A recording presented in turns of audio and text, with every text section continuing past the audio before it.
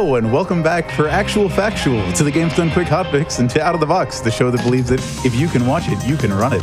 Hey, maybe don't make big alterations to your OBS right before you start your show. My name is Atitri, and on that note of advice, I'd like to welcome you into some time for spooky gaming and for the holiday season just generally. If you saw the stuff in chat, we had the poll on whether or not this is a Christmas game. I'd like to think it's just a holiday game, but this is Parasite Eve is our game for the evening. A perhaps underappreciated is the right way to put it, despite the fact that it's from legendary developer Square, has the legendary work of composer Yoko Shimomura behind it. I still think this game does not get as many eyes on it as it deserves. And to tell you a little bit more about the story and to show off an amazing run of the game for you this evening is RJ Smangit to talk about how the community has developed over the years. We were having a little chat with that before we got started this evening. So without any further ado, it's time for an any % run of Parasite Eve. Hey, thanks so much. Like I said, my name's RJ. I'm going to be running Parasite Eve. Yeah, I was going to say, I don't know why you brought me in for Halloween. This is totally a Christmas game, but you answered my own question. You answered the question for me before we even got there. But look, if retailers can do it, why can't we? That's right. That's right. We're starting early. I drove past a store that had Christmas trees in it, and it honestly messed me up a little bit. But that's okay. I'm ready. I'm still ready. But yeah, let's get right into this. It's not a long run by, I guess, RPG standards, but it's lengthy enough. But before we do, I do have my pal Palmer here with me. You want to introduce yourself? Hey, what's going on, everybody? My name is Palmer. Very excited to be joining, and looking forward to only the best luck and whatnot coming our way. Yeah, nothing ever goes wrong here. So I could give you a 3 count to start the run. It starts when we hit new game here. 3, 2, 1, go. And we're off to the races. As I always say, every good RPG speedrun starts off with a cutscene that you have to watch. Don't you mean we're off to the opera? Yeah, we're right off. I don't know if you probably can't see it super well, but I have my opera shirt on. I'm very prepared. Courtesy of the Yeti. Nice. I came prepared. But yeah, so we start off with a cutscene. We get to see a little scenic New York City in the winter time here. Statue of Liberty looks like it's crying. Surely that is not foreshadowing. I wouldn't read too much into it. Yeah, this was the era. This was right before we got to the point where Square was so proud of their work in groundbreaking CG that they tried to make Final Fantasy The Spirits Within. This was like the good portion of this era where they were using it to the effect in games rather than trying to make this the whole thing you were here for. Yeah, and this game came out in between Final Fantasy VII and Final Fantasy VIII, and you'll just notice between some models and things and general graphic aesthetics, just that it definitely takes a little bit of both games and is somewhere in the middle. Aya is definitely not Cloud. Yeah, she's better. Yeah, she's way better. Way cooler. All right, what are we naming her? That's an excellent question. Usually I'm preferable to the extra A's at the end of the name because I don't do the inputs fast enough. Does that make it Aya? Yeah, we can do. Hold on, we'll do Aya. Oh wait, they're capital. Oh, this is cursed. Hold on, let's get some smaller ones back in there. There we go. Oh, perfect. Yay. That'll be the only time I waste during this run, trust me. But right here, we start off with Aya, our main character. She's on a date at the opera with this guy. Just like we do on all of our dates, she's going to take out her club and get ready to get to her seats. She's going to put her firearm away. And we're right back into another cutscene, but this one's a doozy if you've never seen the game, so prepare yourself. I was always impressed with the date's ability to immediately be halfway down the red carpet when you zoned in. I know, you run right past him. He's standing outside waving, and then all of a sudden he's ahead of you, and it's like, wow. I mean, to be fair, if one of you is moving constantly and the other one blacks out as they go from room to room, I kind of would expect him to get a little bit ahead of you. Yeah, that's true. Yeah, that's a good point. But yeah, we get to see this very interesting opera. Very normal opera with this king, and I don't know. It's kind of I Want to Be Your Canary-ish from FF9, if you're familiar. A king and then a guy who wants to, except like kind of reverse, because I think this is the prince, wants to marry this lady, and he's like, she's evil, which also isn't foreshadowing. Don't think too much about it. Once again, Final Fantasies have Parasite Eve to thank for all of the awesome, I don't know what you would even call this, acting, or the prototyping of a lot of this. I often say this is the best Final Fantasy game. Only half kidding. It's just missing like a really divisive card game, and boom, you're there. That's true.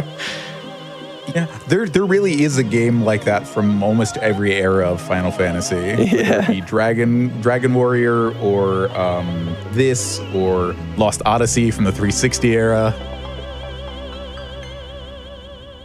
That's a great game as well. Right? I love this scene because, right now she's singing the song and then she just stops, but the song's still going. Like, who's singing right now?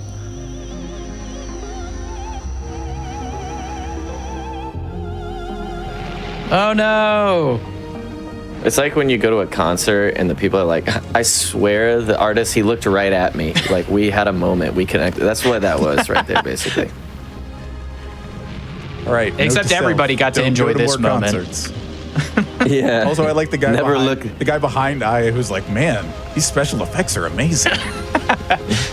Yeah, the poor dude holding the pike in the back, like the little spear guy back there. He's just very confused, and then that was the last thing he ever felt, unfortunately. Yeah, some plays have like interaction where the actors will walk up and down the audience. This one has interactive fire. Yeah, like if you're ever at Disney World or Six Flags or something, they have like the 4D shows where you can like smell the things on screen, and they like squirt water at you and stuff, so you can feel like the ocean mist and whatnot. That's kind of how I feel like this was. Yeah. Thankfully, Aya and her date are the only ones who survived. He was very lucky that he picked her as his date. And Aya, being the cool person she is, she's going to confront this floating lady on stage. Yeah, typically after an event such as that, you want to charge forward and find out more information. Again, similar to a conversation we were having before we got started this evening, where you were talking about your preference for runs that actually have more RNG rather than less, which is a situation that I think most people would run away from. This game's got its own little bit of RNG every now and then. This is actually a good example right here. This fight can go like 3 different ways. It can end very fast in 4 hits if all of them are crits, which means instead of 7, you'll see a yellow 10. It can end in 5 hits if only one of them is a crit, and it can end in a bunch of them if none of them are crits. So classic. I think I said that right. Ends the last hit on the only hit that was a crit. Very classic situation. And that's Parasite Eve laughing at you. That's what it likes to do. At least it wasn't the absolute worst situation where your ATB is so low to start that on the last hit she still fires the third laser that doesn't even hit you, but you still have to watch the animation. It's like a 3-second animation. Yeah, it's a stinker. But yeah, we didn't really talk about it because we went right back into the super sick cutscene. But the first thing I did once I got control of Aya is that I switched out her gun to the club she's carrying. We do that for a couple of reasons here. One is to conserve ammo, and another option is that the club's ATB is just like way faster than the gun. It's just a faster option, and most things will die from like 1 or 2 hits of the club. Ghost Child. Yeah, it really we'll is. Get there later. Don't worry. It's like almost twice as fast as a gun at this point in the game, I think. And the gun currently, the pistol we have only fires 2 rounds, or rather, the pistol we're going to wait until we get a pistol that fires more than 2 rounds, so that we have a little bit more bang for our buck. Instead of, if we're going to wait, we want to wait for some good deeps. Whereas you actually in battle, the movement is actually pretty solid. Like, she moves pretty quickly. It's not like terribly slow, and that allows like you to move around a lot of these screens with the club and not worry about getting hit a whole lot. But one thing I will say is this game has some really weird depth perception on certain screens. Like, they look longer or shorter than they actually appear. This area right here has a few, and then the museum later on has a handful of them that can be a little tricky. And especially with the club when you don't have the luxury of range. Crit. Yay! Oh, there we go. So almost a really good fight. So the rat can really do like almost anything in that fight as far as movement is concerned, and it chooses to move away from you, seems more often than not. But it could run right up to you, so you could just like have the combination of full ATB and a crit and it running right up to you, and it take like a second, or it can have something like that, or it could be worse. It could take 2 hits. Yeah, sometimes it'll wait to move right after you swing at it, and you just miss, and it's like, wow, awesome. Thank you so much for that. So right now we're just doing it like hitting a couple of triggers. Yeah, this book is actually one of the only times in the game that text speed is unlocked. There's a couple of instances, but so you can like really, if you want put your mashing into it, you can fly through this. But if you do that same level of mashing, for instance, like in the dialogue or whatever, you're not going to get the same results because those dialogue has a soft cap on kind of like, I think it's like a quarter. I think it's 0.25 inputs a second, so like 4 inputs a second or something like that. But it's just odd. This game has a lot of dialogue because it is, just a lot of story-driven elements. So you get to kind of get familiar with just how many dialogue lines are where, and it's like, oh, I have to mash 6 boxes here, 5 boxes here, or whatever. And on all the time, I'm like, I don't actually remember what any of those boxes say. I just remember that there's 5 of them or 3 of them or whatever. Yeah, you just start to count them, and then you get into a rhythm just to try and mash. Because if you go too fast, you honestly will end up probably losing time. Yep. Or yeah, just won't. This fight cracks me up because she has a couple of options, and it's really the one time that the club strat works against us before we get the gun we're going to swap to eventually. And it's just as you see here, she has 2 different attacks. One is going to be this laser beam. RJ's doing a fantastic job of baiting out by standing just a certain distance away from her. However, if she just decides, and if you're slightly too close, she can swipe at you with her hand, which can do upwards of like 27 damage. So just playing this one slow and steady, if you're not like on a super grind for every second, is definitely preferable, because if you try to be aggro on that fight, it looks entirely different. RJ did actually a really good job. That was super solid. Very clean, yeah. And almost a little scary at the end there. Getting hit once generally isn't that bad, so if that was the time she decided to hit me, yeah, I saw that. She swooped back across your vision. I'm like, it's been long enough. I feel like she's about to attack. Yeah, I honestly did think I was getting hit. I made a noise. Maybe you didn't hear it. Maybe you did, but sometimes she gives a tap for the road too. She'll be like, here's on her. She'll do a little death rattle and smack you on the way out, and you're like, come on, man. She does that in like basically every fight you have with her. Yeah, the one on the cart is just the one I think of me as so bad. I'm like getting smacked by her all the time. But yeah, that was pretty clean. If you're really going for it, it's just super risky, but you can do it. It's definitely a thing. Yeah, you talked earlier about the movement speed during combat and just generally being unfrustrating, and I had to say that's one of the most appealing things about this game casually, as somebody who does like RPGs, but likes RPGs that try something different also. The fact that combat can be active and that you can move around during combat to reposition yourself and bait out enemy attacks, and like you'll get that as part of the casual experience. You'll come to an understanding that the way you move around enemies does affect their patterns, but learning how to manipulate them is a totally different matter. Yeah, and I totally agree with you in the respect that like the combat system, especially over the time period, very, very different, and it almost got like immediately abandoned stylistically. Right? Oh, no. And a lot of people that didn't at the time weren't necessarily crazy about it because of we had the Final Fantasy 7s and things like that to kind of all of the Super Nintendo variants to kind of base what people expected on. But I think now in hindsight, it's kind of like one of its most endearing qualities, even if it wasn't necessarily received well in the beginning, which is why I'm always kind of hesitant about people who are like, oh, a remake, a remaster, because it's like, oh man, what elements are we keeping and getting rid of? You know what I mean? That would be a big deal to me.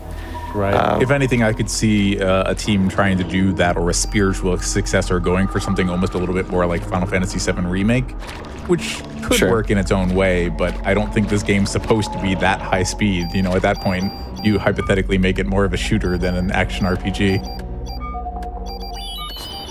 So RJ got some solid luck right there with the offense 2 out of the first chest.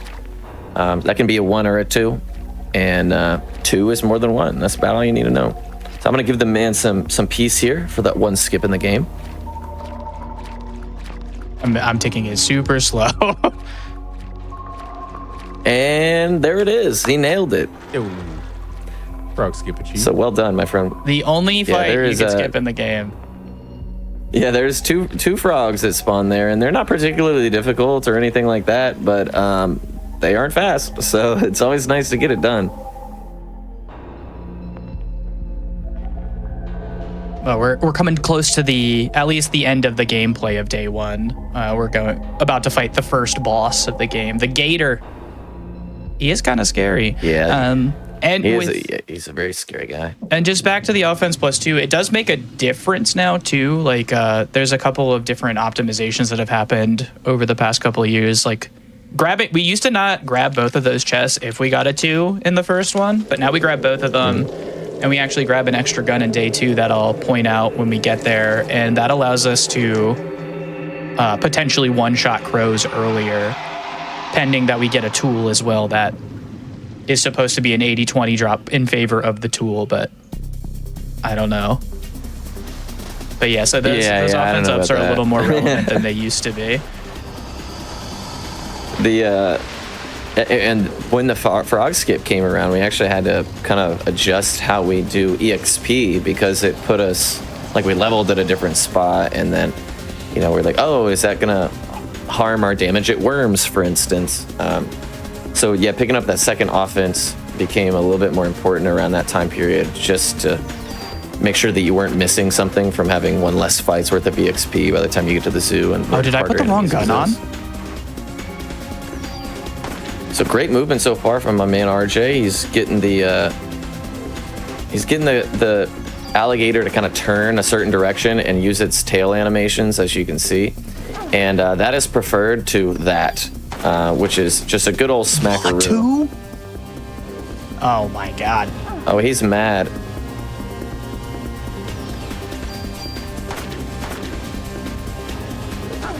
What happened?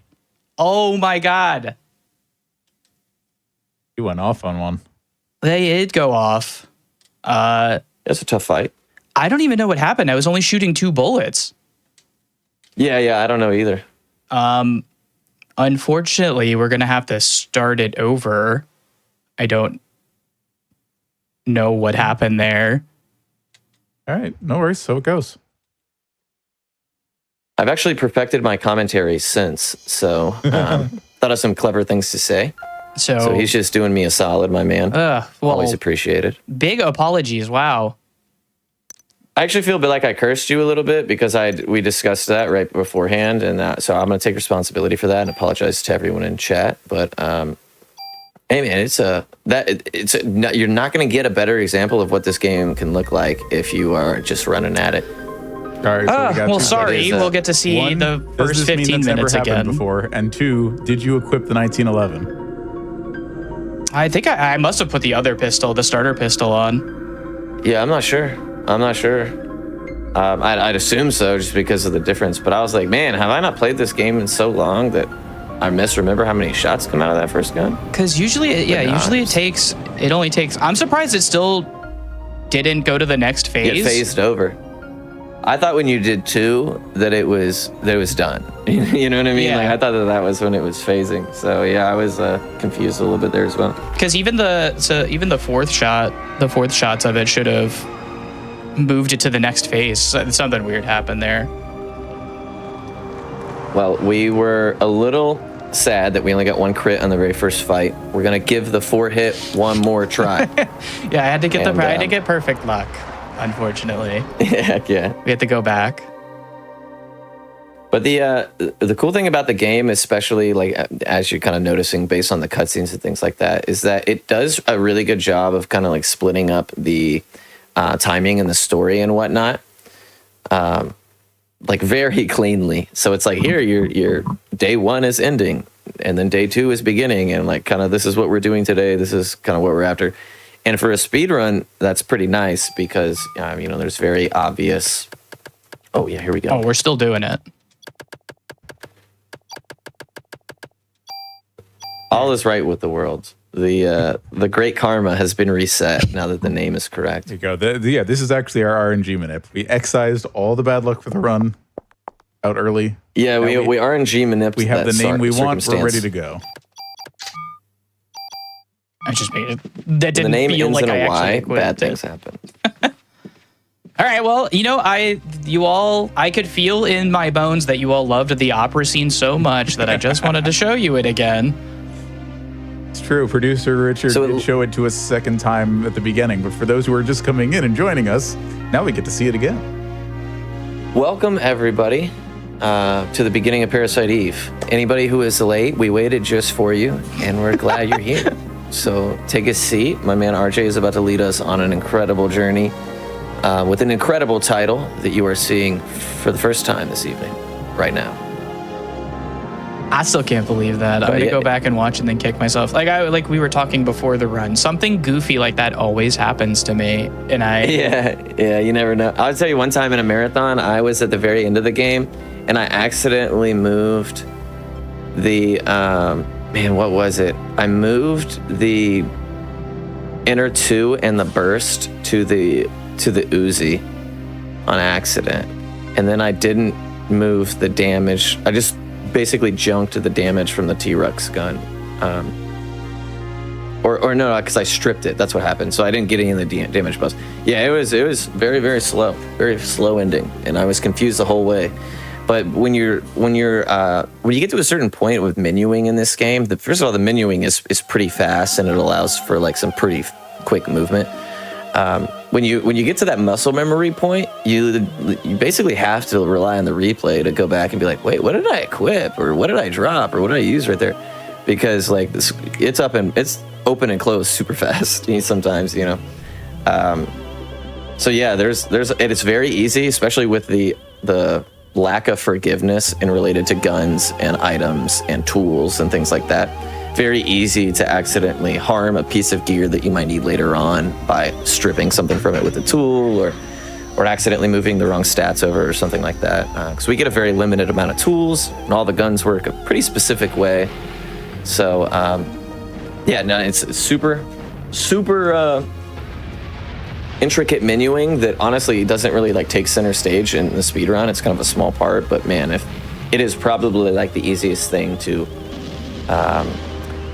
how should I say, like, it negatively impact the run, you know what I mean? It has a very high potential to do so. Yeah, and it's definitely one of the biggest mistakes, even though I've done this run hundreds of times. It's just like, I don't know, sometimes you just are yapping and you do the wrong thing. I'm surprised. I've never put the wrong pistol on before, so good time to do it for the first time. Like, I've menued the offenses into the wrong gun and stuff like that, but I have never actually not put the right gun on. So we won't do that again. It just saved us from not equipping the armor later on. It's a give and a take situation. That's true. I'm like locked in now. No more mistakes. Yep, Chad is right. The poor date has been the encore of this twice. Performance really burned the house down. Yeah. Believe it or not, they were able to reset the stage after the first Inferno. And and the second performance was actually even more impressive. I mean, New Yorkers are a resilient people. It's true. Yeah. That's just what the theater looks like in general. Exactly. You know what I mean? Yeah, I always used to make that big rat that we actually will fight here shortly. I always like to imagine that he's like the grandfather of the famous pizza rat from the old meme that they saw in New York. People were absolutely talking about Pizza Rat earlier when we did the first rat fight. Yeah, That's my. That's why I always thought. I'm like, well, this is really like the ancient ancestor of the pizza rat. Come on, So we're I got one more crit. already seen a crit earlier than we did last time. Yay! Oh, there we go. There we go.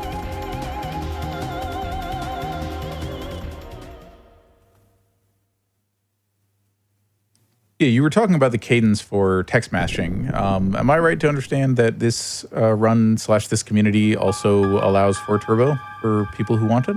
Yes, yeah, we have turbo.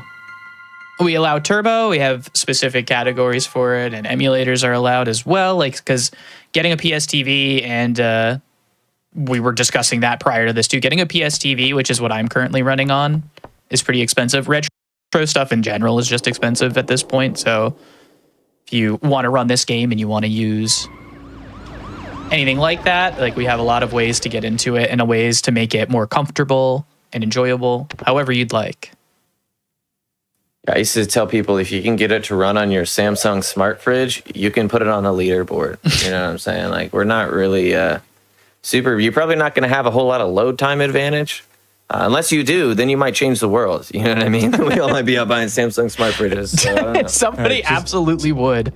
Just disable the ice right, that would maker and totally it'll be load 3% faster. Yeah. You got to turn the temperature up to warm so that it's not wasting any of its electricity on that darn Freon cooling food or something silly like that. Here we go. We get to watch this fun cutscene And- again. Just with the nature of a lot of this old school software, man, I wouldn't be surprised if something's fastest model was a Samsung smart fridge. You know what I mean? It's true.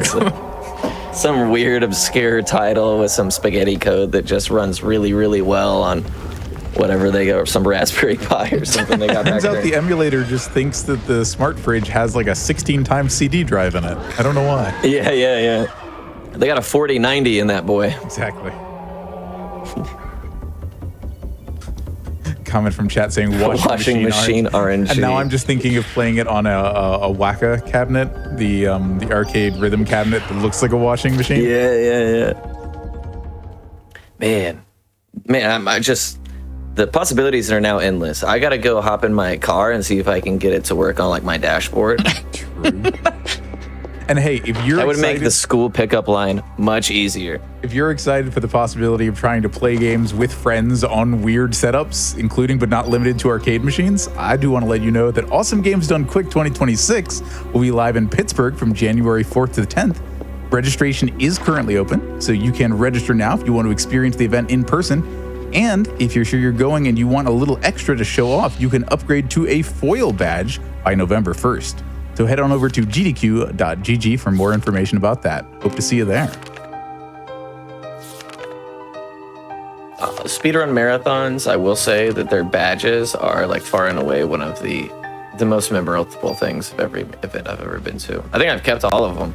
But man, it's always cool to see the art. I'm like, wow, can I have one of those extra kid badges? And they're like, no, dude, go away. I'm like, please, Look, the art is so good. Right? Yeah, It's always like, it's always been the thing for me when I'm at an event. So like, all right, I need to see somebody wearing each different kind of badge so I can see what I missed out on. Yeah, that's like if you did like one with all the Eevee evolutions or something, you know what I mean? I would need them all because it's like, how am I gonna go home with just Jolteon? You know, that's just.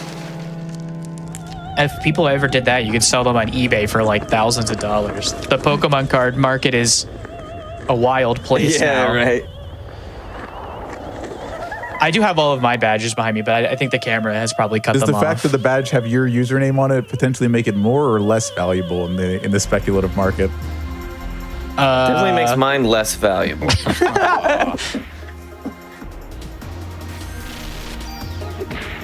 You can't say that. They're gonna be like, oh wow, look at these games. When Parasite Eve is your flagship, and you know, I mean, you got some questionable uses of your free time, and you know, I claim that, and I'm proud of it. Hey now, let's not say disparaging things of our friends at RPG Limit Break. Yeah. I love the RPG speedrunning community. Hey, me too, man. Me too.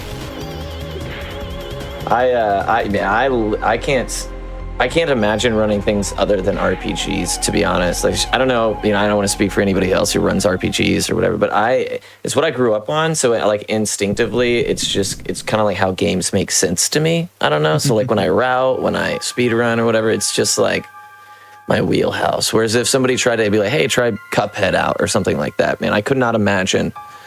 You know what I mean? Where to even start with that? So Look, you can play Cuphead like an RPG. It's just that the turns from your attacks to the enemies are really, really short.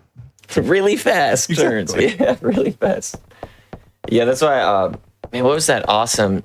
Was it Child of Light? I might be misremembering the title. But, it was kind of like a platformer. Yeah. It was kind of like a platformer RPG. Yeah, that was a really interesting game for me.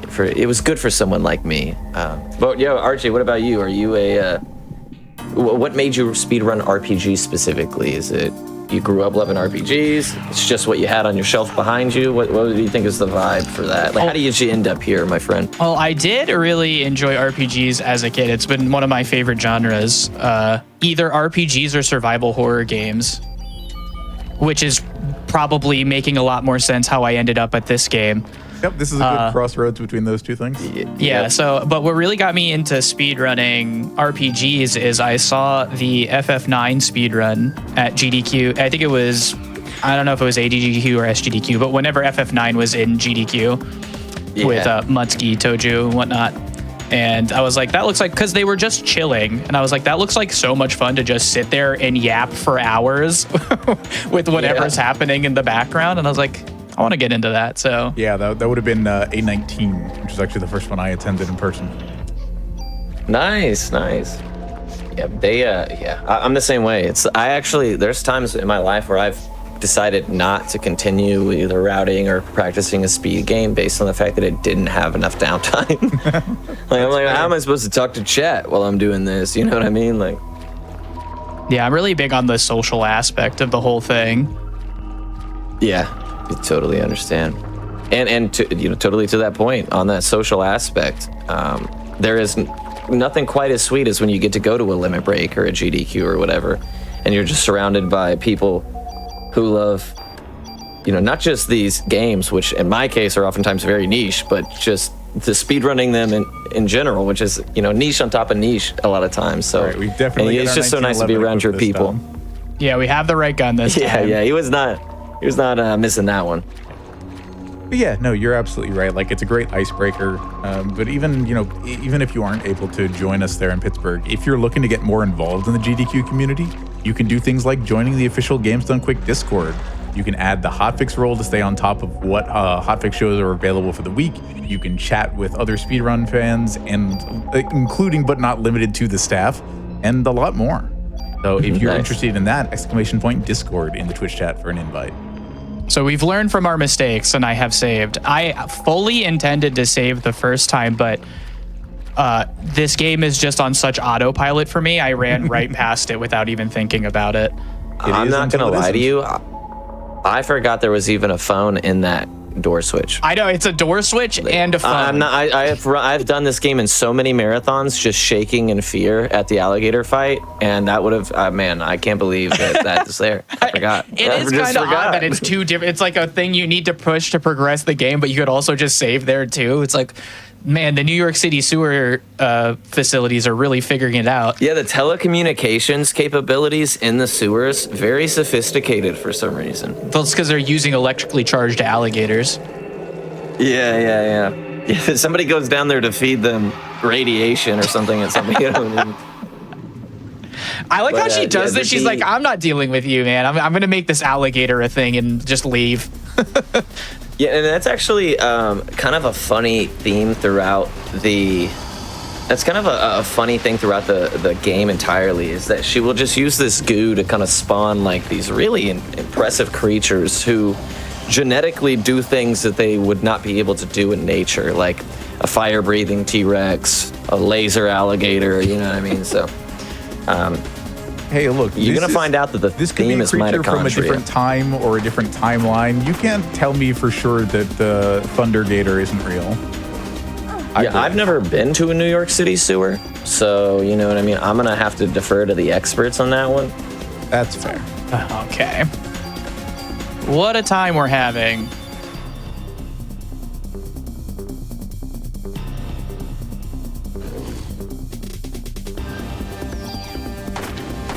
What?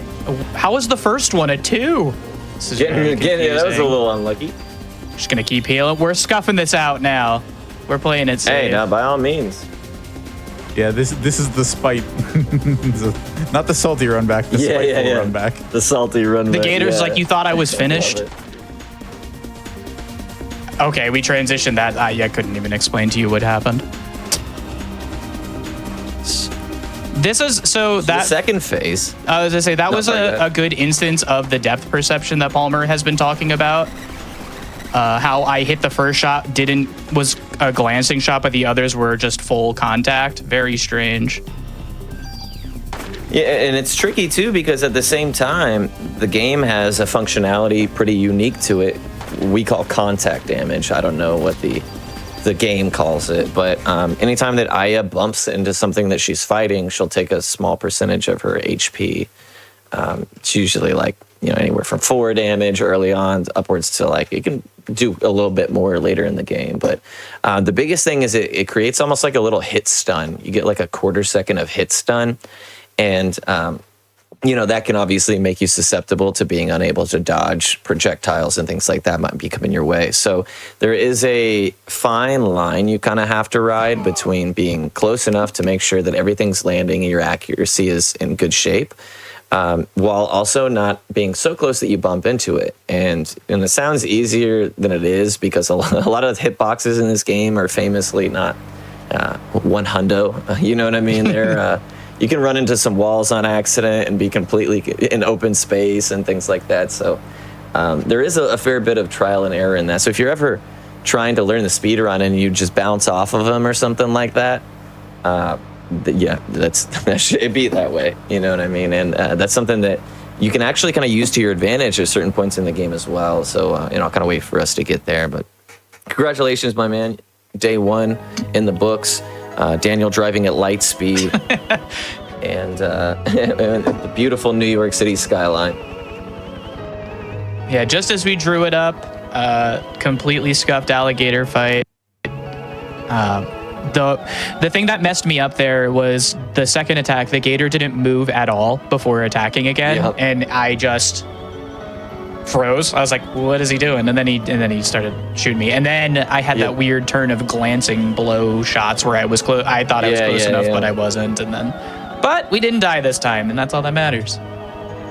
So I don't know. Totally to RJ's point on that, the alligator fight specifically is a really weird one because we have a kind of I don't want to say a step system where we kind of move a certain way and that will bait out certain behavior.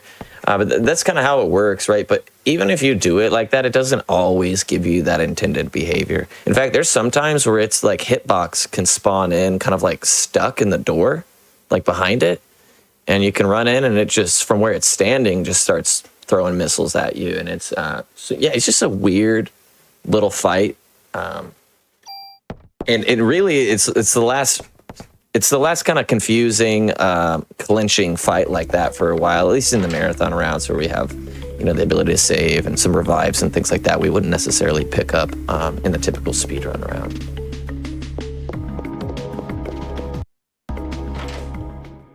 So here we are in day 2. This game's broken up over 6 days. Day 2 starts off with us coming back to the police station. We have to run around, meet all the characters. The game does its best to explain mechanics.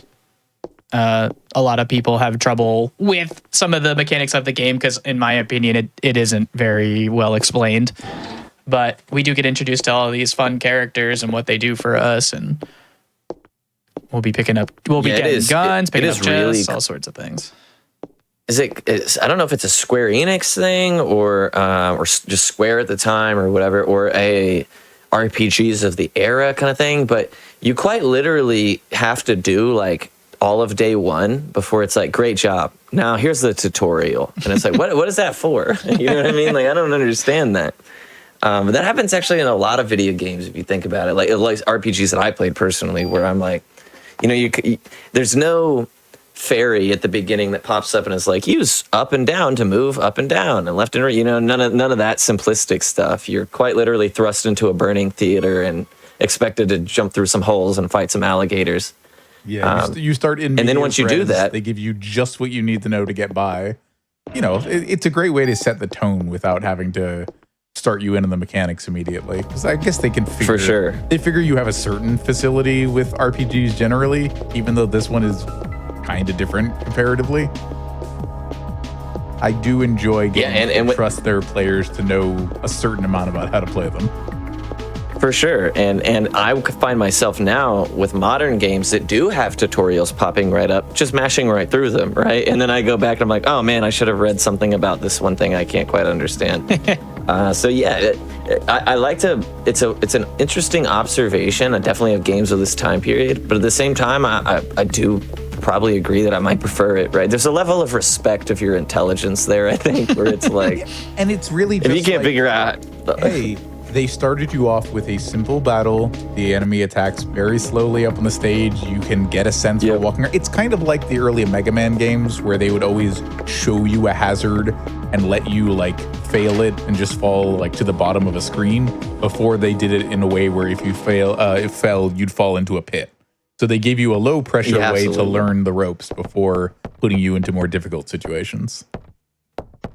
Yeah, in fact, like if you do run, like for instance, in the opera at the beginning, if you try to leave the opera, the police will be standing outside and they'll be like, hey, no, go back in and investigate. You know, so through some NPC interactions and things like that, you can kind of piece together your goal if, you know, let's say you're 9 years old or something, you know what I mean? And it's like one of the first games you get your hands on or something. And at the same time, they'll also give you ammo and cool things like that. So in other runs of the game, where ammo is like other categories and some of the more silly activities, we'll sometimes go out there and pick up all that extra ammo and things like that. So there is a fair amount of the game that exists that we don't get to see. Day one has quite a bit. I mean, there's quite literally a clown down there, and we just ignore. You know what I mean? So he's a whole clown. We don't need to go see that clown. We all get to watch me play the game. It's fine. Yeah.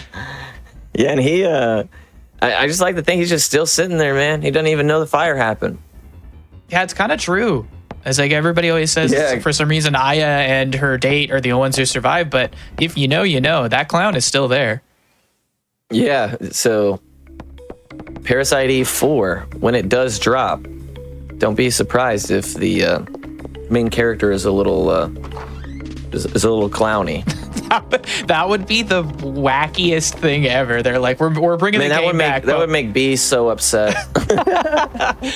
I went back in because I was like, look, I think it's fair to say they dropped the ball on the third birthday, so why wouldn't they just pick it up and start juggling it around for the fourth game? Yeah, right. The clown is the least of our worries after that. So, yeah. Man, if I ever fire that game up and I'm just in the basement of Carnegie Hall as that clown, I don't even know. That would be awesome. The fan-made game, it's just this from the POV of the clown. You just get let out of the door, you don't, and that's the whole game.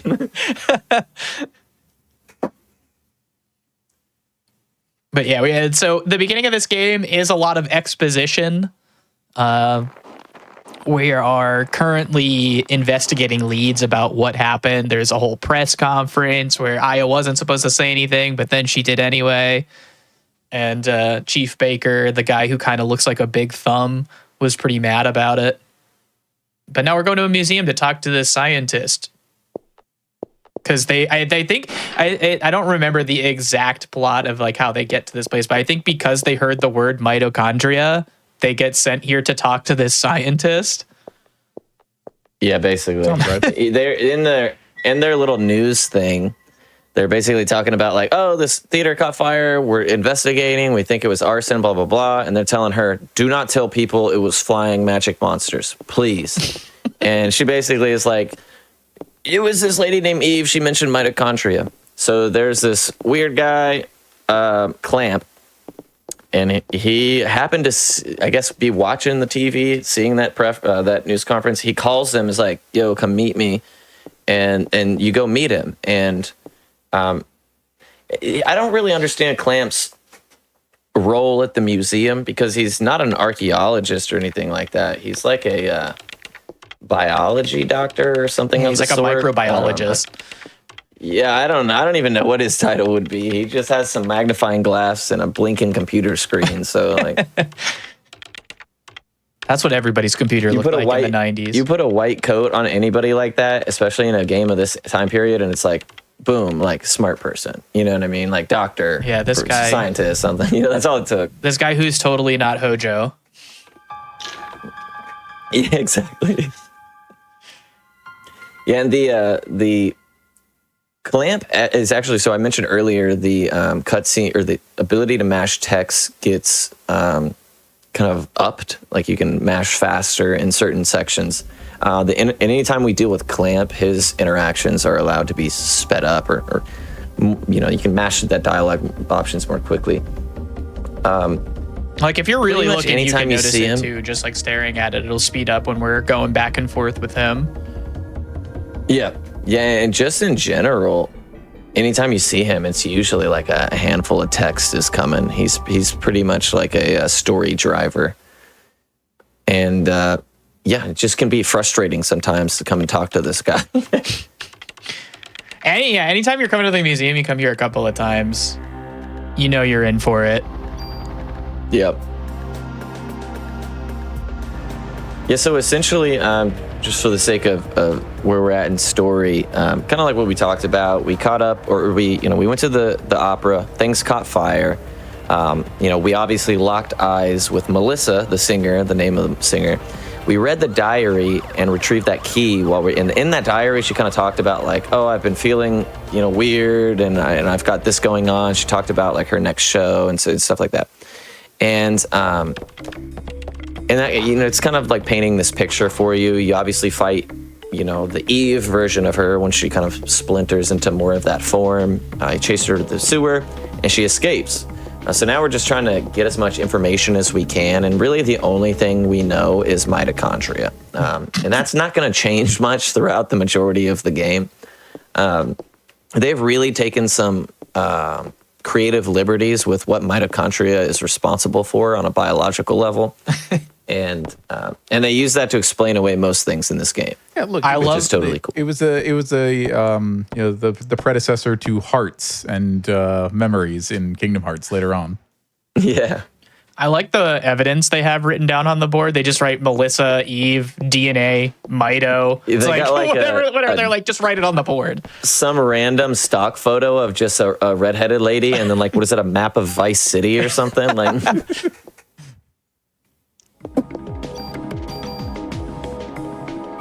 Look, when you've got like 18 pixels to work with, you have to get creative. Yeah. Yeah, and that's actually a great point to bring up here, is that you're going to notice that almost everything in the background of this game is like your pre-rendered style. And that leads itself to a lot of like the weird collision issues and things like that. But at the same time, it makes like the scenes and the setting, in my opinion, I don't want to speak for everybody, but it gives them like a certain kind of edge that I like a lot. Obviously, I guess like from a logic standpoint, it's easier for the console to run or something like that. I don't know. I'm not a game developer, but pre-rendered backgrounds, I gotta say I'm a fan of them in games that I've played them in. And this one has no shortage. It's kind of like in movies when they would do like an oil painted background rather than having to go to a location and something. And you could get exactly the look of the scene that you want without having to go make it in real time. And yes, you're right. A pre-rendered background is generally for like a scene with complex lighting and that kind of stuff, was less intense for the game to try to render. We also have that makes a lot of sense. We have a poll up in chat. It's a fill in the blank. It says mitochondria is the power blank of the cell. The choice that I was looking for, the power bank of the cell, is not on here. So pick your favorite from the options which remain. I'm pretty impartial to mitochondria condominium. Mm-hmm.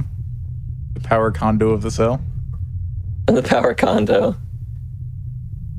In New York, you'd be lucky to get that much, all right? But now, to the kind of piggybacking off what you were talking about there with lighting especially, this game is intentionally made with the kind of survival horror RPG elements being blended together. And as a result, most of the game takes place in kind of like a dark or a gloomy atmosphere. And yeah, I don't see a way they could have done that without like making the screen dark without some of these pre-rendered and pre-lit backgrounds like this. But it does add like a great atmospheric kind of feel to it. Like it feels like you're running around in the snow. The sound effects of your feet crunching in the snow when you run and things like that are all like really nice touches. Nice. So great shots right there. Wow, nice QRP. So for that fight, the game likes to do this a couple of times where you'll go into a fight and one of the enemies will be off screen. So we wait for that one to come because that one comes gunning into the screen to come right for you, whereas the big red snake kind of meanders for a little bit. And then also the littler snake will die from 2 shots no matter what. The big snake will die from 2 shots if you get an offense +2. But if you don't, it needs a crit to be killed in 2 shots. So one of the big things about day 2 and running through Central Park is that I'm trying to keep track of my bullets to some extent because I don't ever want to have to reload during a fight.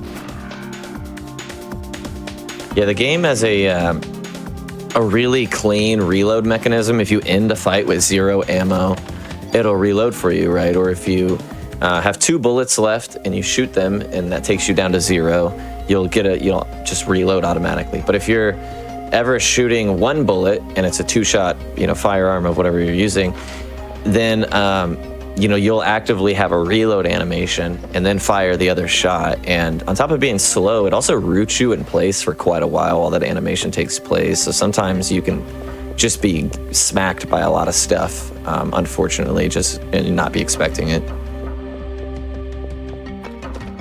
So that gun we picked up in here is one of the new ones that we pick up now. We used to not pick that gun up, but because if I get a tool in this chest, which it could be ammo, we don't want it to be ammo, we want it to be a tool, thank you.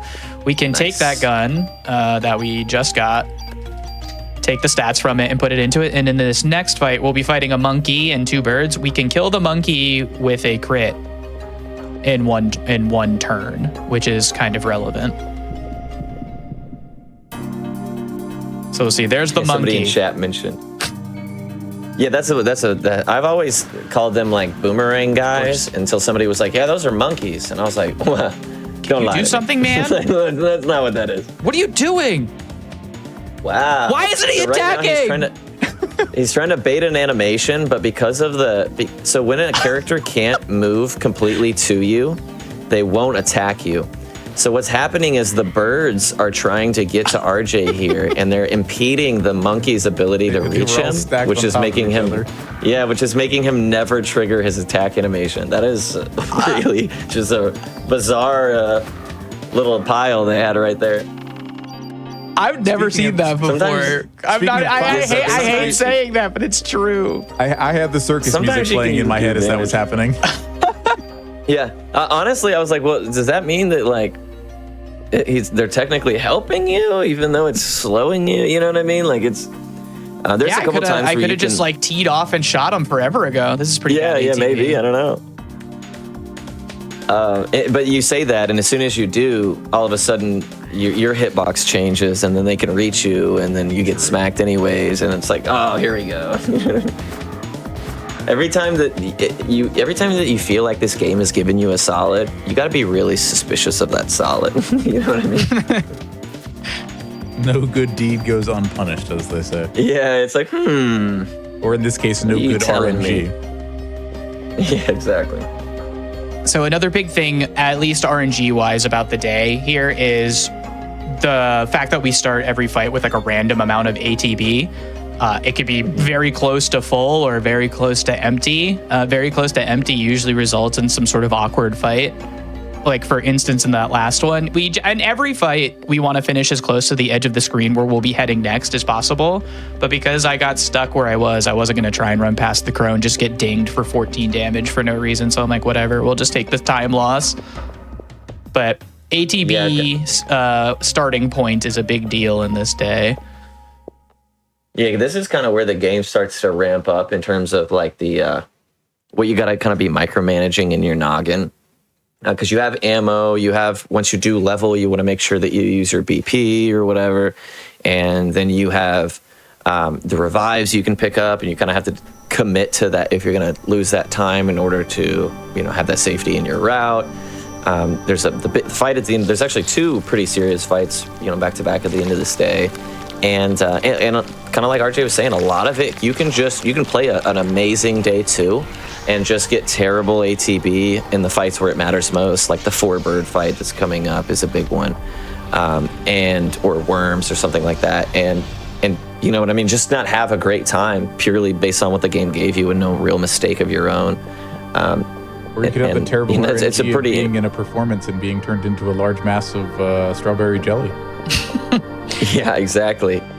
And plot-wise, you know, kind of just to explain that a little bit, is as much as I can, is that, you know, this is Melissa, who, you know, she was the singer of the opera. Well, she was actually booked for a concert in this park tonight. So it's unfortunate that her agent is actually so good at his job, because maybe we could have saved some lives if she... like, why is she... You know what I mean? Like, specifically for this performance. They didn't think to cancel her next show for some reason. I don't know. I just thought that was some evil behind it all. Yeah. Concert promoters. Like, maybe you should just hold everybody that was at the theater and didn't perish kind of like on lockdown until you figure some things out. Like, and if I showed up to that show and she looked like that, I'm peacing out. Like, what do you even mean I'm going to sit there and watch her? Yeah, and plot-wise, you know, so we knew she was going to be performing there, so we race over there. Not only do we know that, but we find out that our partner, Daniel, his ex-wife, the mother of his child, is actually attending that concert. So that's why Daniel always drives at 900 miles an hour, but in that case, he drove at 901 miles an hour. Yeah, he was really booking it. And we race over there, we screech in, and it just so happens that Daniel was taking himself a potty while that took place, and you know, everything works out. Or sorry, Daniel's son, rather. Yeah, his son Ben. And so when we show up, he's like, "Hey, what's up?" And we're like, "Oh my goodness, thank goodness you're okay." Daniel, initially he tries to run in there after him, and he's almost repelled by the energy of, I don't know, Eve's superior mitochondria barrier or something. But the people inside, I guess, were allowed. Maybe the barrier wasn't up yet. I don't know how that worked. Point is that he looked at Aya and was like, "I can't do it. You got to do this for me." It's gonna have to be you. It's gonna have to be you, my friend. So man, just have friends like that. You know what I'm saying?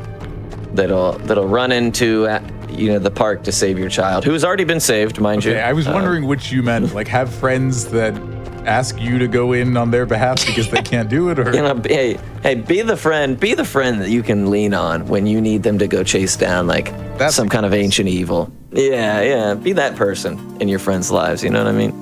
It's bad. It's because he didn't buy a ticket. I'm dying. Maybe that's why Daniel really couldn't get in, dude.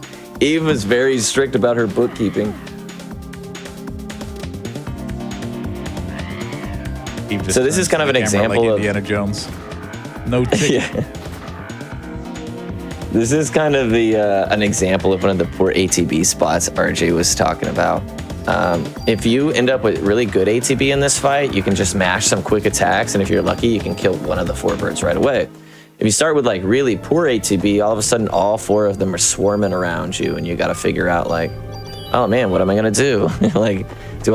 Because the birds have a pretty interesting attack pattern where they will fly up to you, and then once they reach where your hitbox is, they'll kind of stop and then start to do their attack animation. So you can almost bait them to that stopping point and then kind of step away from that attack and still dodge it. But when there's 4, it's much harder, especially when you factor in that they can bump into you, causing that contact damage hit stun, and then you can really get chain stunned by them pretty easily.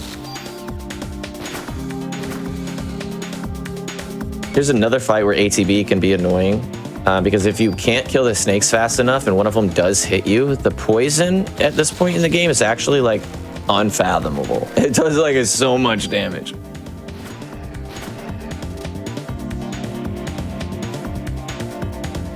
Kind bear.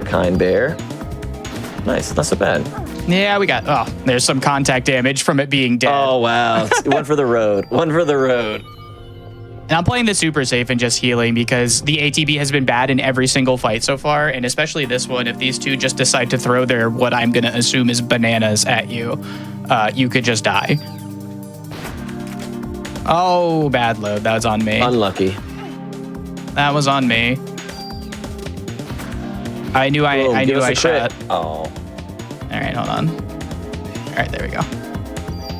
There you go. So RJ wanted to display the sweet dodging tricks there. When he does throw his little boomerang arm, you can just kind of like run towards him and dodge it.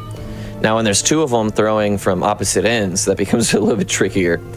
And really, just like anything that hits you in this game, it does give you like that little brief hit stun. So taking one and then another, you can really root you in place. And yeah, it's just the kind of free motion combat system giveth and taketh away. But it is I love it. I love it. It's one of the more enjoyable battle systems in a game I've ever played. It does make it interesting. Finally, one with good ATB. Hey, there we go. And double crits. He just took care of that bush right off the bat. Ooh. Nice. Let's go. Let's go. Let's go. All right, we're absolutely saving. We're going to phone a friend.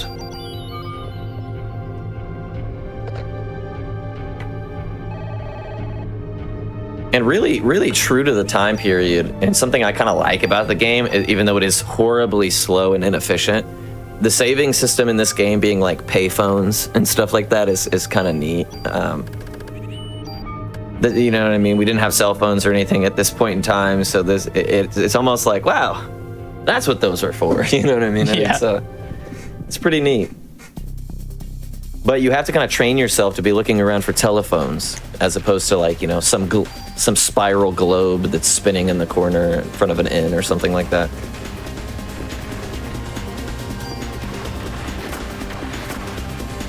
So this is one of the more complex fights in the game, just not in terms of like, oh, it's super difficult.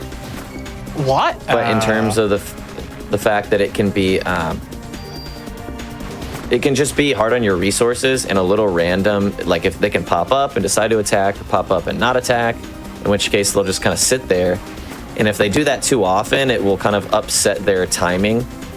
And it can make it a little weird to know like what HP value is which. The concept here is that when one worm dies, the remaining worms, when they go underground, the next time they pop up, will pop up with a larger physical, like visible size, as well as some slight buffs to HP. And because of that, the strategy is to, what you're seeing RJ do here, is to kind of get rid of two really quickly, and then split the shots the best you can between the two remaining ones, in an effort to kind of kill them as close together on the same cycle as you can. I'm gonna have to try. And doing that fix prevents this. But yeah, and doing so prevents like the last giant worm, who is a little healthier, requires a few more shots, obviously slows you down. But he also has just a really ugly attack animation where it can like smack you. We're just gonna slow it down a little bit and try to get back on track here. Nice.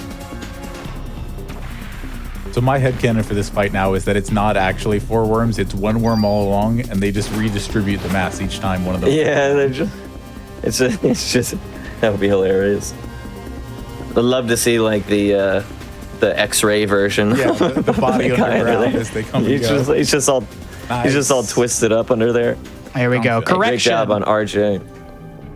He definitely recognized where he was at DPS wise and whatnot, and was able to kind of line that up really nicely. So that's high experience level gameplay right there, ladies and gentlemen.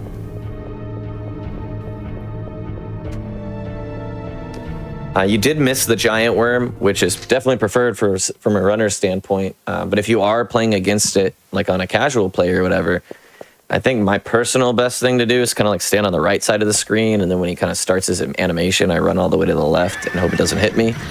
And that's really like the best way you can do it. He hurts if he does hit you, and sometimes he can injure run right there. So he is it's always preferred not to have to run into that guy. That giant worm also has one of the absolute most absurd hitboxes I've ever encountered in any game. Like you'll be at the wall, you're like, I'm safe, and then it's like, ugh. I'm like, what? What are you talking about? I have so many clips on my channel dying to that thing in the most devious ways. I'm going to play this also as safe as humanly possible. Can't be upset about that. So when RJ mentions that he's going to play it safe here, what he's talking about is like certain fights, based on your proximity away from the enemy you're fighting, you can make them do different attacks. So if you're closer to Eve, you'll see her do that kind of melee style attack, which is faster, but it does a lot more. It has the potential to do a lot more damage. She dead? And she's dead. Nice job.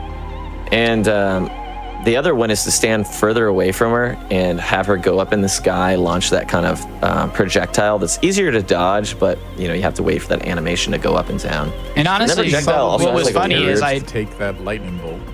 Yeah. Yeah, for sure. And this horse, who's been on fire the entire time, has like the will of a freight train, because like you just galloping. That's impressive. It's been like a 60-second round of combat. At any point, he could have just pivoted into the snow on immediately his right or left, but he held it down for us.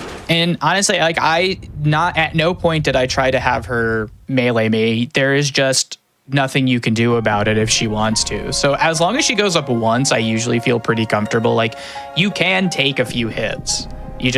But if she hits you all 3 times and you actually get hit by them all, she can hit. Some of those can hit up into like the high 60s. So you cannot live forever. Yeah, I think it's she's got some sweet damage capability on that smackaroo, and especially because we just come off of the worms fight and the zoo and all that. We will prefer to use our parasite energy to heal so that we have medicines available, but we don't always have a ton of medicines for that fight. So even if you wanted to, so I guess what I'm trying to say is sometimes you'll go into that fight kind of already at a loss for some resources, and that can just kind of make, even though it's not a super difficult fight, it can be frustrating to have just been like, yes, we beat worms, and you don't think to double back to the phone. You just push forward, and then you get punched because you're out of ammo or medicine or something like that. That can be frustrating.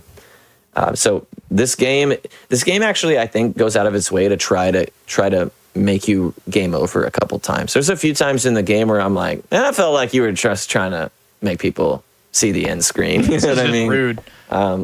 Well, they put in like a you died you screen. Really like wanted Resident me to Evil. see the whole game. I got you now. Yeah. But yeah, that actually went pretty well. I had to do some adjusting during Worm. Luckily, it went all right. And then she didn't just beat me in the quote retweets, and I got past the cart scene. Yeah, hey, honestly, considering the quality of ATBs, which I would consider on the lackluster side for the majority of the fights there, honestly, a pretty clean day too. Worms, especially, kind of repivoting there, I think was good because it was very easy on your HP, so you're able to heal almost entirely with the parasite energy, which then contributes to the next fight. So a lot of small decision making can kind of like compile and add up, especially before like the end of a singular day. So I think RJ did a pretty good job there. It's very easy to get really poor ATB on day 2 and to make some of those otherwise trivial fights like really difficult for no reason. Yeah. Like if you get poisoned by a snake or something like that. Yeah, the ATB, honestly, it's just kind of everything. And one thing we didn't really get to chat about was just the guns we picked up. We've used to not do as much like tool menuing within the day like that, but since we pick up that extra gun and a tool, and then we pick up the tool later on, we menu 2 guns in, so that makes it so that the crows can be one shot with a crit, which hopefully makes it a little easier in the 4 crow fight, which it did end with 2 crits. I'm not sure if you don't get crits early, you can't tell what crows you had already shot, so you're just hoping you're diminishing returns. Yeah, but if you get that luck, it can one shot them and it can make it a little easier. Yeah, and from a runner standpoint, you sometimes have to decide, like, am I going to risk it? Should I split one shot and one shot? Because let's say you fire 2 at an enemy, and the first one crits and kills them, you're going to still fight. You're not going to automatically distribute that last round to something else nearby. It's just going to be wasted, right? So there's an element of like, oh, do I, roll the dice and split 1 and 1 on 2 crows and hope that I get 2 crits or at least 1 crit, or am I potentially leaving 2 more enemies on the screen that are going to come hit stun me and now I lose more time? So there is a little bit of like, oh, how cheeky am I feeling today when it comes to that? So yeah. And what is a little deviation from the old route, we used to put all of our, besides the very first point for upgrading, we used to put all of our points into ATB until it got to 31. But with more recent experimentations, they found that just putting every point from day 2 into offense and then switching to ATB actually yields pretty strong damage numbers towards the end of the run. So has a small difference there. That's kind of another dice roll element too, is because like if you have a ton of damage in your gun, the potential to do more is higher because of the way that crits scale, right? So at the end of the game, if you happen to get a lot more crits than usual, all of a sudden you're pushing out like significant damage because those crits are backed by a higher base by a higher base damage. But there is the same time where you can maybe your shots get split really bad amongst multiple enemies or something like that, or you're just not seeing crits where you like it. Where it's like, man, now it starts. So it is kind of a feast or famine style strategy. But yeah, I like it too. I personally like that. Like, oh, let's see if this is the shot. Let's see if he can die in one hit or whatever. It's kind of a fun way to almost have like a game within a game as you're doing some of these splits. Mm-hmm. Now here's one of my favorite scenes in the whole game. This scene's a disaster. Yeah, it's just a mess. It's just a mess, right? And you're paying at least $2,000 a month for that apartment. Oh, easily. In Manhattan. Like, come on now. I've been in that exact apartment in Soho. Trash fire and all. I was but gonna say, how is does the trash can fire give as much of a cozy atmosphere to the room as I feel like it should? It's total vibes. Total vibes. Yeah. Complete with like the empty 40 bottles and the blinking CRT, it just really is like of its time. You know what I mean? I've always just been confused by this giant vent on the wall. Like, man, you could like make a prison escape out of that thing. Oh, you need a big vent to get all of the all of the smoke from the trash fire out. When you're just lighting fires in your living room, I guess it's kind of necessary. Yeah. But it's like, why do they even have the trash fire? There's clearly power. The TV's on. Like. Yeah. This whole scene's confusing. And even like everybody like evacuated by this point, but that's only been like a few hours. So it wouldn't be that cold where you'd have to like drag a barrel. Like, and like I said, I've been to New York City a few times. You don't just find a metal barrel on the side of the road to drag in. Yeah. So it's like, what? I mean, can you believe how high the rent on metal barrels is these days? Yeah. Yeah, that's an added amenity from the complex. Exactly. And I like how there's just like a significant amount of ammunition in this room as well for like no reason. All right, well, that might be real. it was a different time. Yeah. Also, so Aya sleeps in the room this whole time. Maeda just goes out and sleeps on the sidewalk, even though there's a perfectly normal couch right there. I get that they're strangers, but desperate times. Yeah. I mean, quite literally, the world is ending around you. You think you could probably, you might even have a bunch of empty apartments in that place. I'd imagine the city's supposed to be evacuated. So yeah. I mean, I don't know why they picked that one. I mean, you probably had your pick of the litter, really. Well, the trash fire was already in there, so they didn't have to do as much work. Exactly. They already had the dumpster fire. There we go. We're solving so many riddles here. Honestly, the trash fire is powering the TV. Oh man, yeah. That's impressive. Considering they managed to set up like some thermodynamic electricity they got going on in there would be really. It's like, have you ever when been Maeda shows up? Have you ever been to one of those museums where they teach you about how effort and the like human work joules can be translated into electrical energy by making you power the bike to watch the television? It's the same idea. Heck yeah. Trash fires. It's just like the hamsters that run my computer. Something like that. Yeah, they're running my wheel. Keeps my energy going. I hope you help them stay hydrated, like everyone should be doing while they're watching. Absolutely. Don't forget to sip up on some hydration-based beverages. I got myself some nice agua frescas over here. Nice. Very big fan. So I'm just going to catch up on the story a little bit because we do have this new strange character. his explanation actually requires a little bit backstory even outside of the game, a smidge, because far and away this game, like at its core, this game is actually based on a novel. And the novel was a novel by the same name, I believe. But the movie is definitely the same name. And so the movie was based off of the novel. And you can go watch that movie in its entirety in the same resolution as this game on YouTube at any point in time.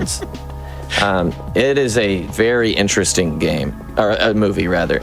Not nearly as like cool as this game, but it's interesting is a generous word. I'm gonna just leave it at that. And it's definitely, if you're a fan of Parasite Eve, I would definitely recommend going and watching it just to say that you've seen it or whatever. But it's kind of besides the point. Back to what I was saying about the book is that in the book in Japan, essentially this biologist is working on essentially reviving his dead wife who he loses in an accident. And he's thinking that, through DNA and mitochondria and stuff like that, he can basically revive her. And in doing so, he gives birth to this mitochondrial Eve, who in the film, immediately just starts wreaking havoc, and it kind of takes the form of his wife because of the genetic element. So there is like this kind of inner turmoil over like, I have to stop her, but I love her, you know what I mean? And that's kind of how the book and all that roots. So once that is settled and more or less, the world is saved, quote unquote, they find out that mitochondrial Eve was actually like an organ donor, right? And when Maeda, a Japanese scientist, finds that out, or student of a science program or what have you, he immediately comes overseas to hope that he can, get ahead of it or stop it from continuing in the same way he witnessed back in Japan. And unfortunately, he's a little too late. But him showing up, he does kind of not only blend that original story novel of Parasite Eve with the game, but he also brings some key information about like, oh, in Japan, this took place and this took place, and let me show you. And through him, we kind of advance the story a little further. And he becomes kind of like the sidekick that everybody's real hard on. You know what I mean? That they kind of give him he gets like the good old knuckle sandwiches or whatever type little buddy. Yeah. And but then he has like his moments to shine or whatever. So he's a really cool little character. And I like him quite a bit. The three of this 3-person cast you see in front of you here is basically it's basically like your core team, so to speak, even though, we'll only ever be piloting Aya. Yeah, and here he is kind of explaining on a cellular level what is happening to everybody versus what is happening to Aya. And this is not Aya's mitochondria.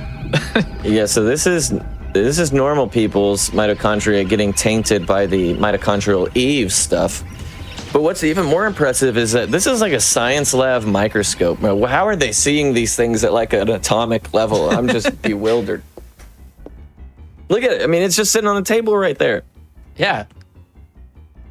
Look, you can't vouch for certain on how science worked in the 1990s. You weren't there. Yeah. Hey, you're right about fair that. enough. I definitely was not a scientist now or then, so... Yeah, well, we've been catching up on some movie recommendations and the story to this point. If you're interested in catching up in things like that, maybe you're also interested in catching up on past Hotfix shows, special events, and GDQ marathons. If you are, you can head on over to youtube.com/gamesdonequick, either in another tab or after the show. And hey, if you're watching this on YouTube, don't forget to like the video, subscribe, and turn on your notifications to stay up to date with all things GDQ. Yeah, unfortunately, like the first hour of this game is, I honestly almost think it's like a 50-50 split between dialogue like this and actually playing the game. But as soon as we're done with this section and get to the police station, it is pretty much just all gas for the last hour and 30 minutes of the run, or hour and 15 minutes of the run, or whatever.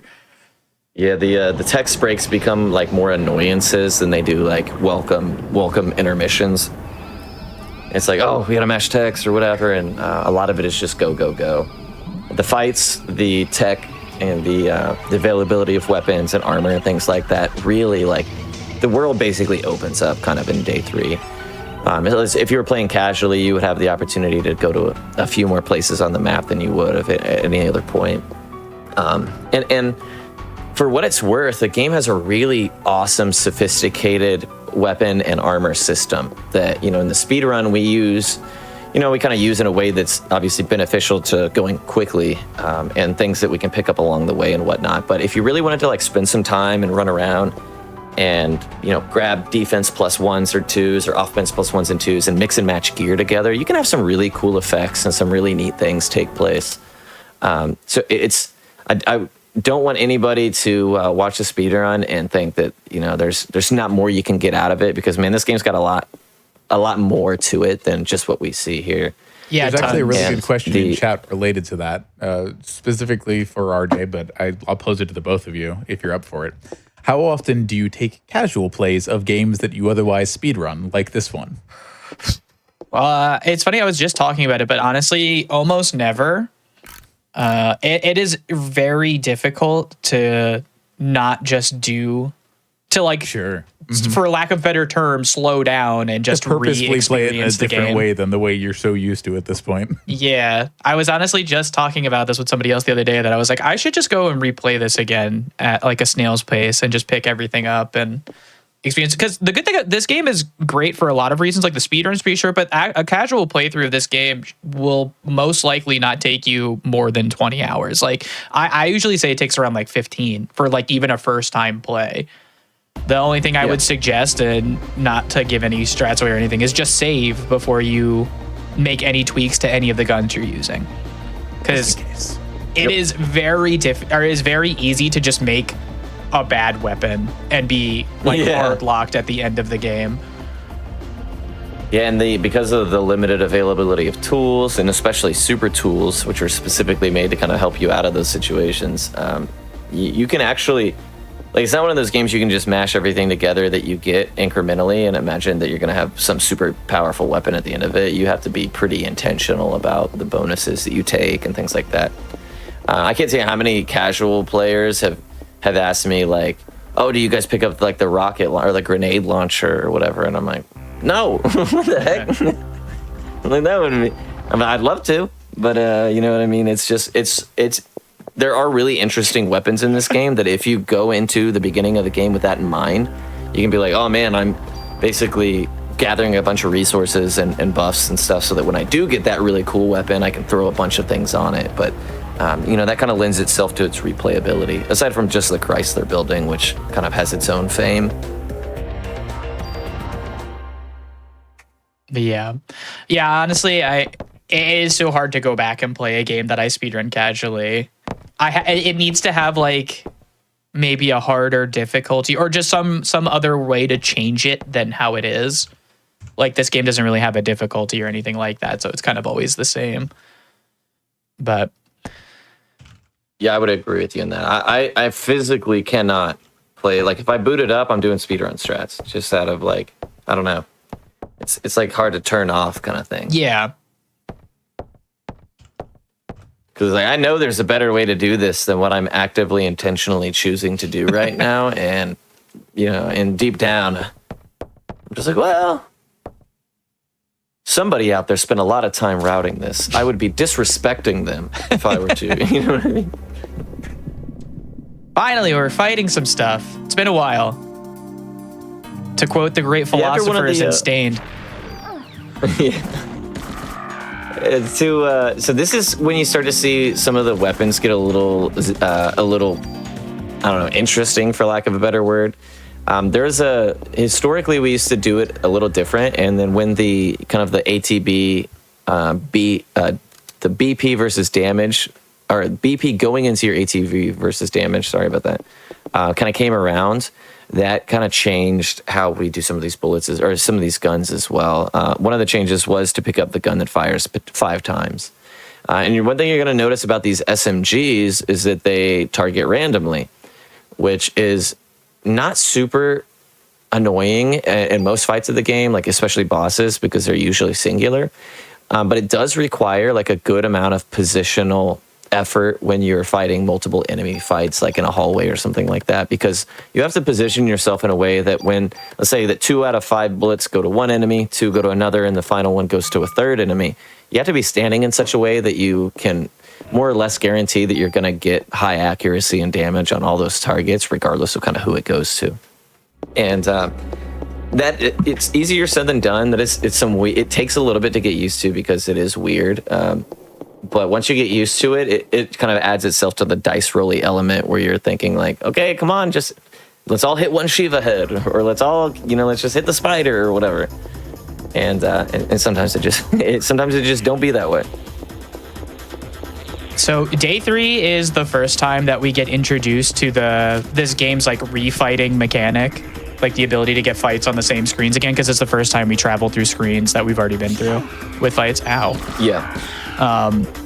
We skipped the first one, which was nice. We will see if we get this one again.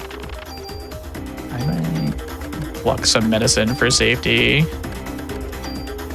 Yeah, and junk, again, kind of going back, we won't be, any junk is quite literally its name in the speedrun. It's just junk, and it clogs up your inventory. And honestly, like getting good at quickly recognizing what you're getting as a loot from an enemy encounter and deciding whether to take it all or take some of it or drop it all or whatever, that's actually a pretty big skill in this game because there's a lot of times inventory management, because of the survival horror elements that were kind of blended into the title.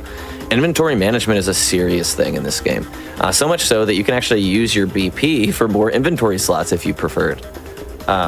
So there is an element of trying to make sure that you're picking up only things you expect to use, and then also using them. So like medicines, you don't want to have tons of medicine 1 by the time you get to medicine 3s, you know what I mean? Otherwise, your inventory is full of those and you're not getting the better ones. So there is an element of trying to have some inventory intelligence here. And this is one of the first areas where that really starts to kind of come to roost. You start to just get a lot of stuff in your inventory.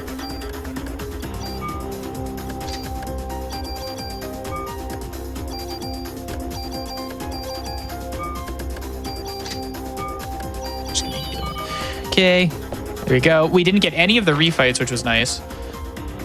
Yeah, that's super nice. And you equip the armor, which is also nice. Never not done that before in a marathon. Yeah, you know that's what we said. I already made my big blunder for the day. We'll be good. Forget I said that. What are you talking about? Forget I said that. I didn't say that.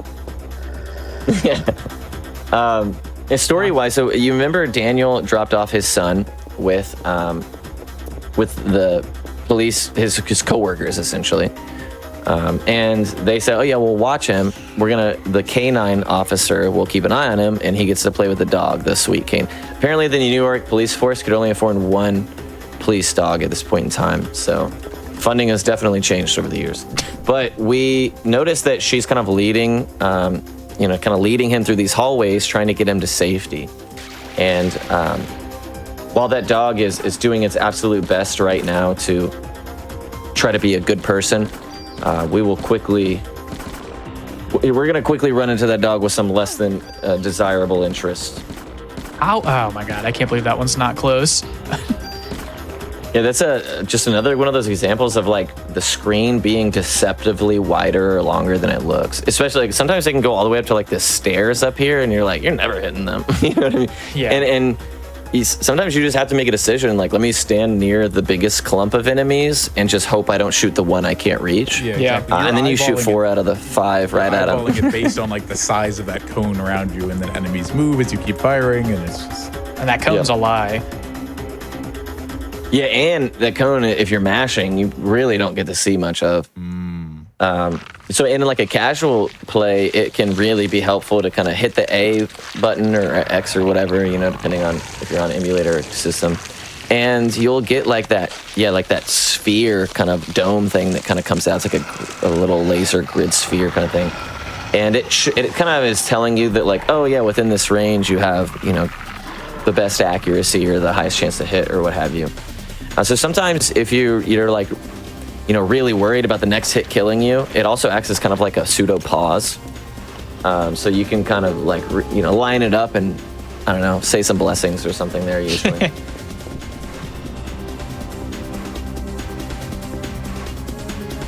So Baker is attempting to shield Daniel's son from Shiva, and Shiva has, as you saw, morphed into a monster as opposed to a man's best friend. And now we're, on a race to get there as fast as possible. We're the only people who can stop any of this, as we've come to find out. And Baker's run out of ammunition, so I have to imagine he's just in there like bare knuckle boxing that guy until we show up. Yeah, because he only had 4 bullets loaded into his gun for whatever to keep reason. his club on him. He's at least got Yeah, exactly. Dude, it would be so awesome if you walked in the door and Baker was like there, like circling in with a club, and you got to fight. It's like partners. Oh, that would be awesome. Because this fight is hard. Okay, we need all the help we can get. Ah, Nice. all right. Oops. Often do that. Oh, one thing that I guess is important that I forgot to mention. The vest that RJ has equipped works a very specific way. And that way is that when you take damage that brings your HP below a certain threshold, it'll automatically revive you or drop a medicine. Not revive, but revive your HP by using your I believe it's strongest to weakest priority of medicine. It's auto heal. Like Yes. Final Fantasy Yes, has correct. done. Correct. And I believe the HP threshold, I want to say is like 35% or 33%, somewhere around there. But it's important to bring that up because this fight specifically has a really bad habit of kind of like sniping you outside of that range. Yeah, we're certainly. So in here's that actually a range good right now. example. Yeah, here's a good example. 59 HP is a bad HP total because if she charges forward and bites you, it can kill you without, it can do more than 59. So you don't have an opportunity for your vest to kind of pull you out of that. Uh-oh. There we go. Intelligent contact Good damage choice. from RJ there. This is also kind of bad We're getting because a we lot are of shooting so heals. many bullets. Ow. Yep. All right, I had to die Nice. there. That's good. Yeah, the heals are not only slow the fight down, but as RJ mentioned, can be extremely ammo intensive. And that doesn't usually come up, but ever since we incorporated like the 5-bullet gun, it's just a slightly higher chance of happening, and just hate if that does. Yeah, and for the sake of the run, I made 2 extra ammo pickups that we don't normally pick up. There's one in the office where we deposit ammo or deposit some of the charms that Maeda gets us and some of the key items from the other days. And there's Sure. Warner, the other cop, one of the other 2 cops. When you go talk to him, if you talk to him again, he'll give you some more ammo. But yeah, the worst thing that happened there was that Shiva just healed a bunch, but we should be pretty good on ammo. It is pretty hard to run out of ammo once you get used to the game and where you should be standing and not standing. Not to say that it can't happen.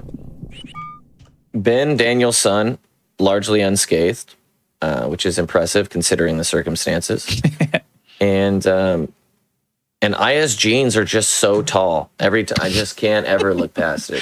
She has the longest legs of any video game character I've probably ever played. He's 70% legs. 70% legs, yeah.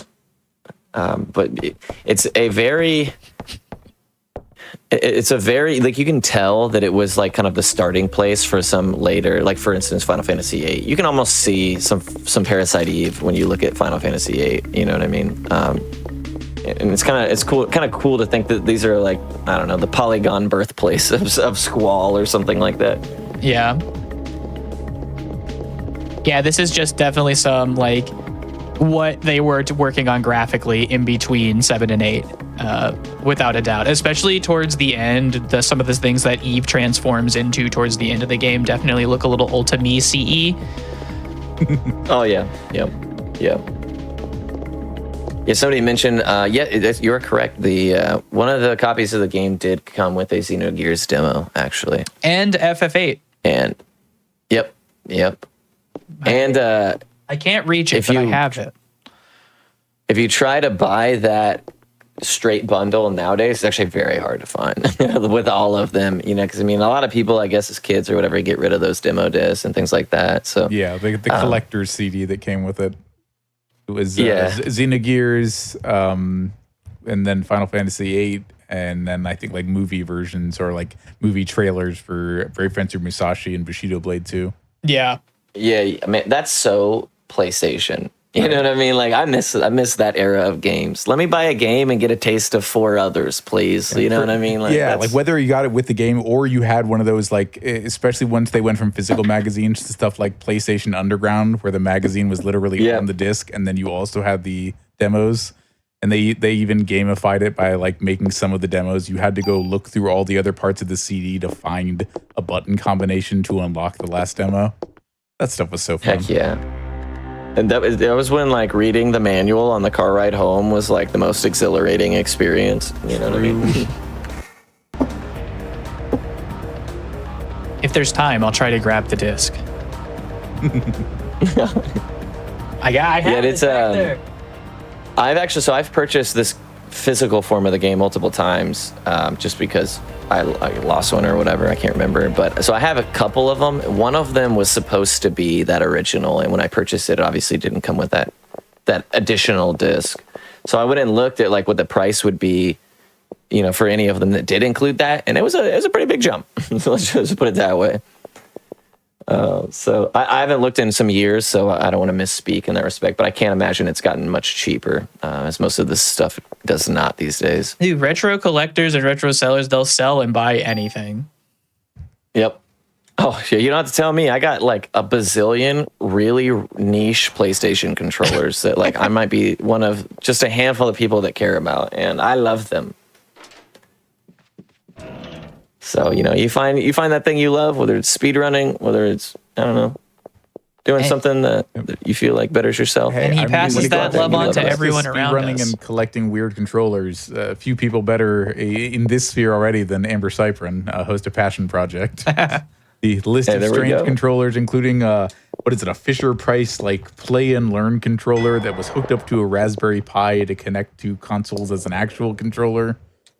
That's awesome. People get up to some very wild stuff. Yeah, that rocks. I have a Mickey Mouse PlayStation controller where like he has a microphone. I guess there was like some old Mickey Mouse PS1 game that it was released with, where you had to I guess talk into the microphone for like sound cues. But it literally has 2 buttons, a square and a circle, and then that microphone. So I'm like, what am I ever going to use this for? I don't know, but it looks pretty cool. I got it for like $6 at Goodwill, so you're not going to pass that up. Reminds me of the Hey You Pikachu setup for the N64. Yes, exactly. It's right along the same lines, yeah. So I don't want to do a disservice to RJ's hard work here. He is now at the hospital. And story-wise, just kind of catch you up to where we left it off. Maeda showed up. He kind of Maeda, pronunciation is not my strong suit. Mine either. So I've heard it a lot of different ways, and I believe everybody. You know what I mean? So like I believe you. It's a Titus Titus situation. Yeah, totally, exactly. And we don't have voice acting in this game, you know what I mean? So it's basically just an all-out fight to kind of settle that. But plot-wise, Maeda comes and he pushes us forward, kind of gives us some key story info. And remember, I mentioned that in the original novel/movie of the game, this game is based off of, that there was an organ donation kind of thing, and that's what they used to kind of tie this game and that novel in play. But now that we know that, and Aya is starting to have like these almost like unlocked memory style flashbacks, this kind of removal of amnesia thing where she's seeing like a ghost girl that looks a lot like her, and she says Maya and things like, and a lot of that is kind of getting tied up now as you find out that, Aya once had a littler sister, and they both received organs, and based on the organ that Aya received, that's why she's having we'll call it favorable, even though I wouldn't choose to be in her situation, but a more favorable reaction than other people would. So we're trying to find out more about that medical history of her and her sister that she just can't quite remember or recollect. And it's led us here to the hospital. Fortunately, New York City has only one hospital apparently, so it was not hard to find the one you were operated on at. I like the idea of the kind of nature versus nurture argument for being the chosen one. You can either be born the chosen one, or in this case, you can get an organ transplant that makes you the chosen one. And it's funny too, because totally to that point, a lot of times she'll kind of have like this, man, like this stinks. You know what I mean? It's almost like your main character doesn't necessarily want to have that kind of pressure and responsibility, which is a lot different than like, you know, the other RPGs you play where it's like, you're the hero and you know what I mean? Go out there and do stuff. And it's cool. It adds like a human element, you know what I mean? That I've always kind of liked about the game. And it's funny to play against type, to be a police officer, which is already naturally kind of a high-stress job at the best of times in New York. And you'd think on some level it'd be like, well, you know, at least I trained for this. But she's just like, no, I don't want this. I'll do it anyway, but I don't want to. Everybody keeps asking her favors, too. They're like, well, since you're the only one that can do anything, how about you go do this for me? And it's like, man, this is kind of not the move. Nice. We skip this fight. Another refight. So wow, excellent. I'm clapping over here. And now we get RJ explained it earlier. Yeah, go ahead. Oh, no, go ahead, brother. I was just going to say we're getting to the most important part of the entire run, the next gun we're going to use. We're either going to get an M10 or a micro Uzi, and the micro Uzi is just better. Legends say it's 50-50. Well, Legend might be lying to me. So, I have not gotten it in a single practice run up to this point. Hey, this is it. I don't know. We'll have to see. I honestly, in all fairness, also don't think I've ever gotten it in a marathon run. The micro Uzi. So let's see. Thankfully, these days, it's not as intense as it used to be. Once upon a time, like even before I was running the game, it was like you literally lost your run here if you didn't get the Uzi. Oh, so the trend continues. We would have been starting over. We would have been starting over at this point, 7 years ago, which is wild. Darn it. And it just goes to the resilience of our incredible routers and Primus and people like that who have put in a lot of work to make that not an issue anymore. Definitely made it easier for me to pick up the game once upon a time, knowing that you didn't have to lose the run halfway through 50% of the time. So, if you're interested in the title, hopefully, you can kind of emulate that a little bit.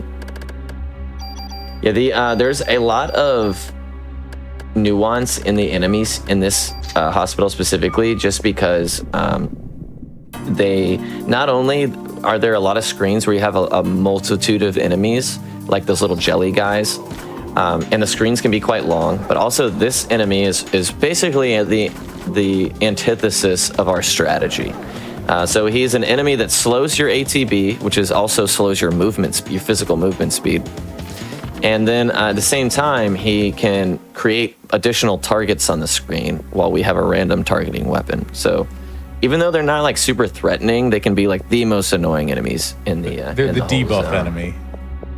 Yeah, they're just something else. And they show it to you alone for the first time. It's like, hey, get used to this. This is gonna keep happening. And debuffs are funny in this game because they're only active during fights. So picking up curative items for us in the speedrun is almost completely worthless. So we try not to take as many as possible, except for one case in the start of the next day. Don't mind her. She's just doing some twirls and putting fuses in. Yeah. That's my... Yes. Forgot to let go of her. Isometric exercises. Here to join me. Yeah, and for some reason, like if you hold up and right, she like does a less half-turn animation or whatever. So like, it's not necessarily immediately intuitive how to hit your directional buttons on this screen or the next one. The next one like completely reverses the controls for some reason. It may not look like it, chat, but this is peak performance. This is exactly what peak performance looks like. This is high octane gaming. How do you limit your fuse twirls? The real nitty gritty. And hey, if you're looking for more high-octane gaming that's a little off the beaten path, Games Done Queer is coming up October 31st to November 2nd, highlighting queer and LGBTQIA+ runners and benefiting the Lambda Legal Defense and Education Fund. Prize submissions are open until October 25th, and if you'd like to donate a prize, visit gamesdonequick.com/prize-guide for more info. Nice. Yeah, that's one thing I forgot that I was kind of mentioning earlier, and I kind of spoke past, was speedrunning in general. Like, if you are looking for a place to kind of just contribute, you know what I mean, contribute to a game you love, hang out with some like-minded people, whatever. You're gonna have a harder time finding like more accessible communities filled with people willing to talk to you about, you know, some special interests, which I really, really enjoy. You can find a game that you remember from your childhood. Usually there's a Discord of at least a handful of people who are interested in it. And if not, you can be the groundbreaker. And, you know, maybe in some years it's a really sophisticated leaderboard. So it could totally go both ways, which is what happened here, like you were describing before we got started. But no, you can go and look for people who like play the game you do. And yeah, like you said, odds are if you go over to speedrun.com, look for the game, you will find the running community for it. Or if you're interested in finding other people who are like you and like basically being the evangelist for your run, you could join a community of whether it's other queer gamers with things like Games Done Queer, or the binary breakers community for people who specifically identify as not on the gender binary. You can, like, I see that happen in that community all the time, where it's like, hey, I feel like everybody else in here would really love this game. It's weird, it's not the best, it's kind of janky in this one specific way, but I feel like this community would totally vibe with it. And that's another great way to like meet people and share your special interests. Yeah, you walk into my Discord saying this is the weirdest, worst thing you've ever played, and you got a second runner, my friends. I'll be right there with you. That sounds amazing. So sign there's me some up. stiff competition in Palmer's Discord for the weirdest games you could find. Yeah. So feel free to come make your way. You play one game that you remember from your childhood nobody else has ever seen, I'm your guy, man. Send it my way. I'd love to take a look at it. I find so much joy and because especially this time period, the PS1 era gaming was like a time where just anybody was trying to make a game to see what worked, right? It was kind of before the big players figured out the kind of recipes of what people were into and things. So there's just a lot of really interesting, unique, weird, for lack of a better word, stuff out there. And man, there was a point in time when this was considered, you know what I mean, like the weird fringe Square title, you know what I mean, like the black sheep of Square's library. That started of a game from Camelot Development, the Mario Sports and Golden Sun people, called Beyond the Beyond, which is a PS1 game where everything is RNG and only so much you do really matters. It's like a Who's Line game. Everything's RNG and the strats don't matter. Right. Exactly. We heard somebody with a good shout out in chat of the game Total Distortion. Of course, I would sing the You Are Dead song, but we'd be here listening to that for the full 3.5 minutes or however long that goes. Just know that I do see you and I know that game, and it's a very good choice. Yeah, don't worry, guys. I'm furiously writing these down right now. I need to know the code on this game for the bounce thing, the energy ball that thing throws and bounces, because it'll hit like 7 walls and then somehow still hit you. And that's actually, I was just thinking about that, because like for like Nintendo or some of the other more obscure titles I've, routed or played, I've done like some decompiling. For as big as the community is for this game, I don't think anyone's ever kind of done that. We haven't really done like a big code dive for some of that stuff. And I could be mistaken, but you're starting to see that more and more in communities now, especially where it's like, oh, now we understand the RNG, because of this and this. Where in this game, there's still an element of like, it's random and that's the way we believe it to be. And I'd be, like RJ mentioned, the fireballs there are an interesting one. There's a couple of enemy abilities in the game that I would love to know like exactly what the logic is behind, because they're sometimes confusing. Good fight there, good fight. That can be sometimes a sneaky fight. Oh, Vagrant Story, incredible title. Yeah, I've played the heck out of that one. Yeah, that oddly larger jelly guy there, why I checked my health before I came in here. If you're below 90 health, it could very much just tee off and kill you. Yeah, in fact, I used to like heal a lot of times in before that fight in marathons if I was like, totally what you mentioned, like anywhere around that threshold, because I'm like, and the animation comes out fast sometimes, And there's not a whole lot of space you can maneuver in that room specifically to kind of dodge it without actively like running to one corner, baiting it, and then running to another. So yeah, it's there's some learning even on some of the more simplistic fights in this game, just because of the nature of speed. Here we go. We got another one of these weird guys that like to slow us down. I'm hoping we can put at least a shot. Okay. Maybe they're called mixed men. Yeah, they're called mixed men. I'm actually going to energy shot him because this can get really out of control if he starts letting the balls bounce around. But you need to at least put one shot into him first. Single energy, full energy shot's not going to kill him. Yeah, and by doing that, it not only obviously gets rid of that enemy on the screen, but even if the mixed man hasn't launched that ball yet, as you saw happen a couple times to RJ already, you can still target it. Like, it's still targetable. And then what he can do is, if you don't kill it in time, he can start it bouncing across the room and spawn another one. So sometimes you can start that fight with 4 enemies and very quickly get slowed and have 5 enemies on the screen, you know what I mean? And so yeah, erring on the side of caution with energy shot there is almost always recommended, just because the slow on top of the enemies, on top of all the different collision that can happen. It makes that fight kind of it can really drag that. Like, a slow version of that fight is very different from a fast version. So to do the energy shot kind of guarantees that you're at least on like the upper average, I would say. Shoot him. Oh my goodness. These just the balls are eating so much of the shots right now. Oh my goodness. Oh my goodness. There's an example of the game choosing to target only the ball in that situation. Oh my, what? Yep. How is he still alive?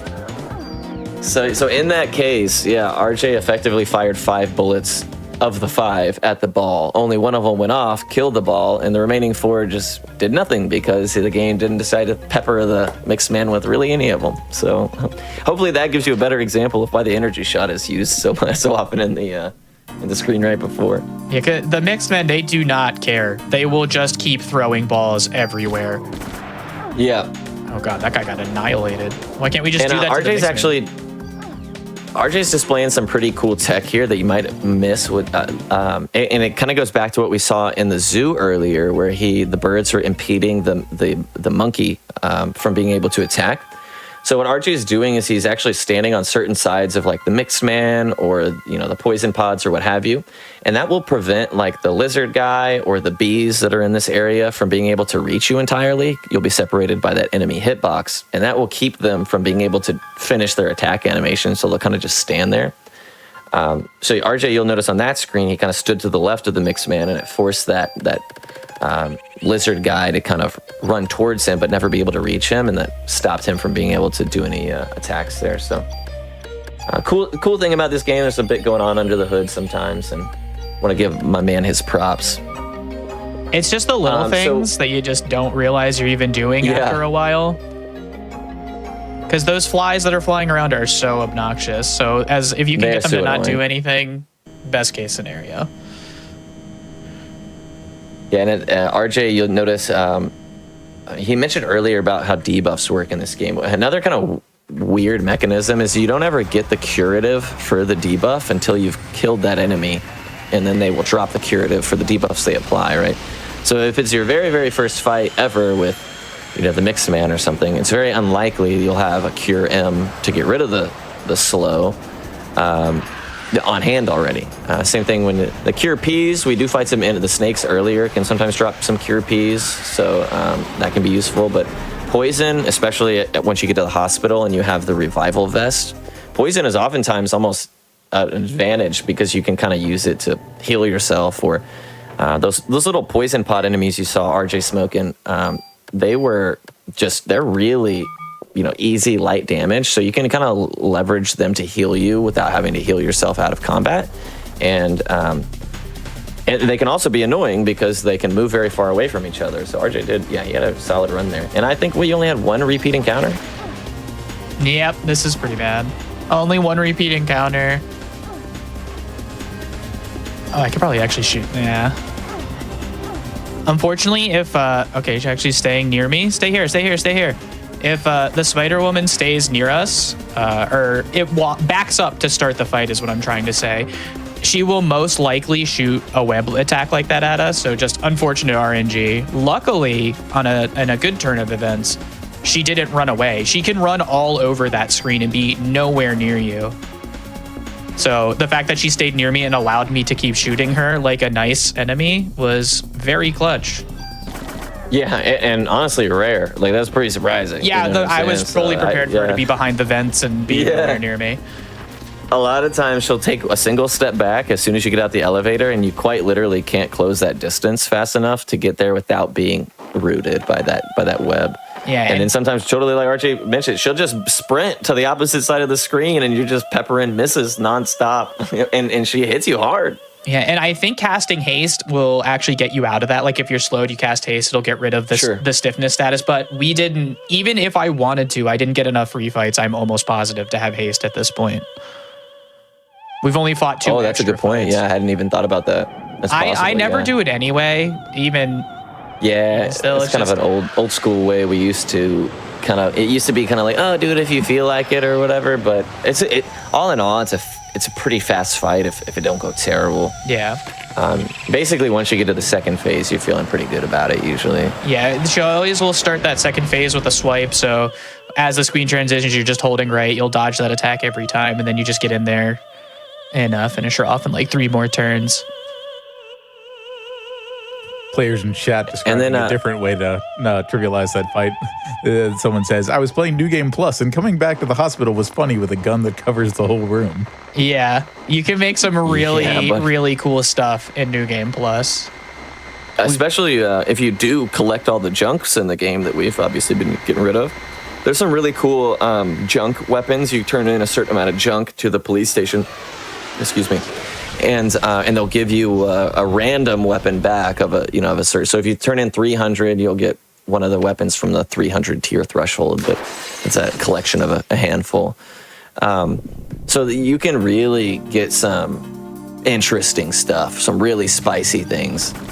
Unlucky. And that was actually one of the screens that RJ just escaped off that roof. That was actually one of the screens earlier that I mentioned. It feels like the game just wants you to game over a couple times. Doesn't do a whole lot of explaining. It just kind of says, hey, get off this roof because there's a fighter jet that's been compromised. It's coming straight for this building. And if you don't run the direction that RJ did there to the scaffolding to escape, and you spend a little too much time running to like literally any other side of the hospital roof, you won't make it in time. Yeah, you'll have to do over. You have to do it again. We're literally just sharing their experiences of that happening. It's very... I so badly want to see it every time I watch somebody play in the most evil way. Like, somebody's going in there. I feel like the worst person. Yeah, somebody's going in there and you're like trying to spoil it. I'm like, absolutely not. I want them to eat this plane. Is this your first playthrough? Where are you right now? Oh, yeah. I'm going to watch.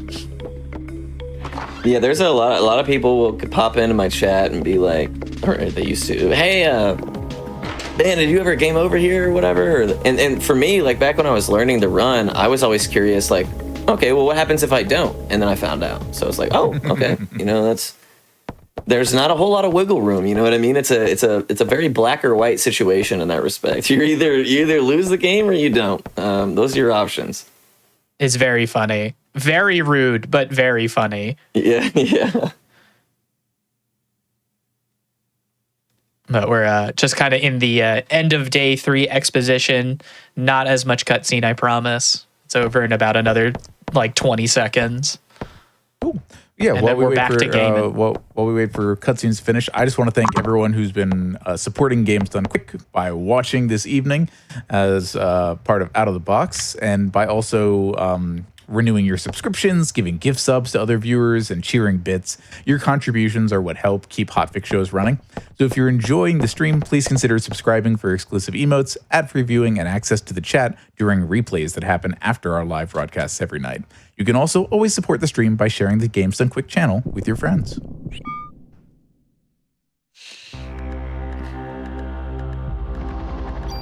Darn it. I caught myself at least. Hey, there you go. Menus are tough. Yeah, the RPG gamer will tell you.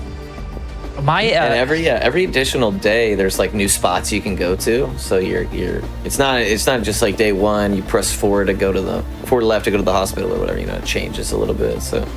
And not to make excuses, but my hands are freezing, so I can't. So there's a sound cue that I use to actually menu on the world map that I can't hear in my headset that I can hear just through the normal speakers, which probably seems odd. So I'm just trying to guess, and I'm pressing too early and coming up short on all of them. That's why I've gone into a couple of different places so far, and my hands are also freezing. I don't know why my house is so cold There's kind of today. like almost like a helicopter audio that kind of comes through before the screen does. You know what I mean? Yep. And you can kind of know, like, oh, now I can start pressing inputs.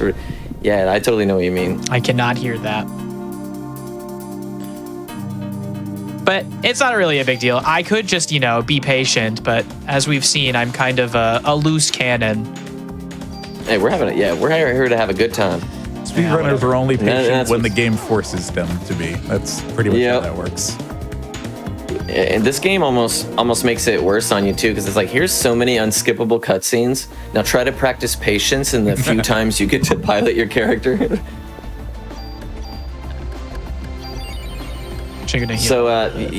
If you were to get the micro Uzi, you could take a stop before you get to Chinatown, go to the warehouse and pick up a pistol there, and that gun actually has an ability on it called Quick Draw that you can strip off.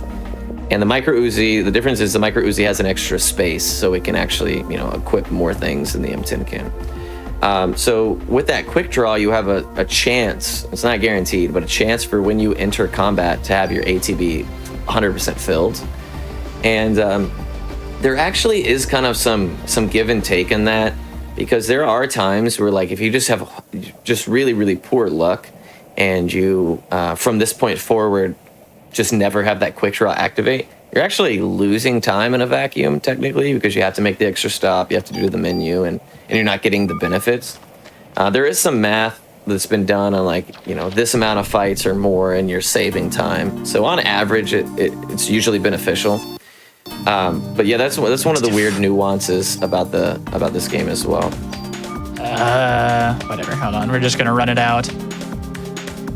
The one I didn't think was gonna shoot shot, unfortunately. So here we're talking about statuses that we can't deal with right now. Currently, I have darkness, which if I go, well, now it's gone, but we're going to haste. If I were to shoot, the dome would be basically nothing. Yeah. Yeah, you basically don't hit anything ever.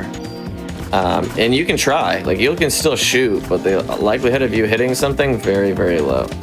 And kind of like we were talking about, until you've combat enemies that provide that affliction, you don't have a chance to really pick. I guess along the way, you could maybe pick up some items, but I've never paid much mind to that personally. And so, in a vacuum, especially in the speedrun route, we don't have a way to cure blindness until that first fight is over, which is not very, timely considering, they blind us in that fight.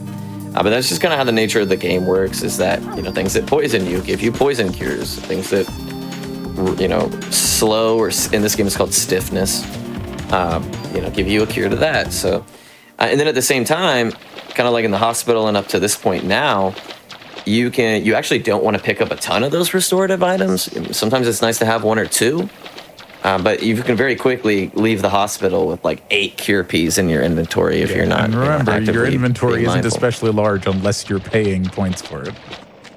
Yeah. If the only good RNG I get in this is skipping these 2 fights, I'm a happy guy, honestly. Hey, yeah.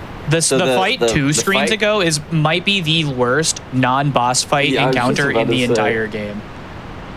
Totally agree with you. It has 2 bats and 2 2 snakes. Just the 2 worst status effects of all time: poison and darkness.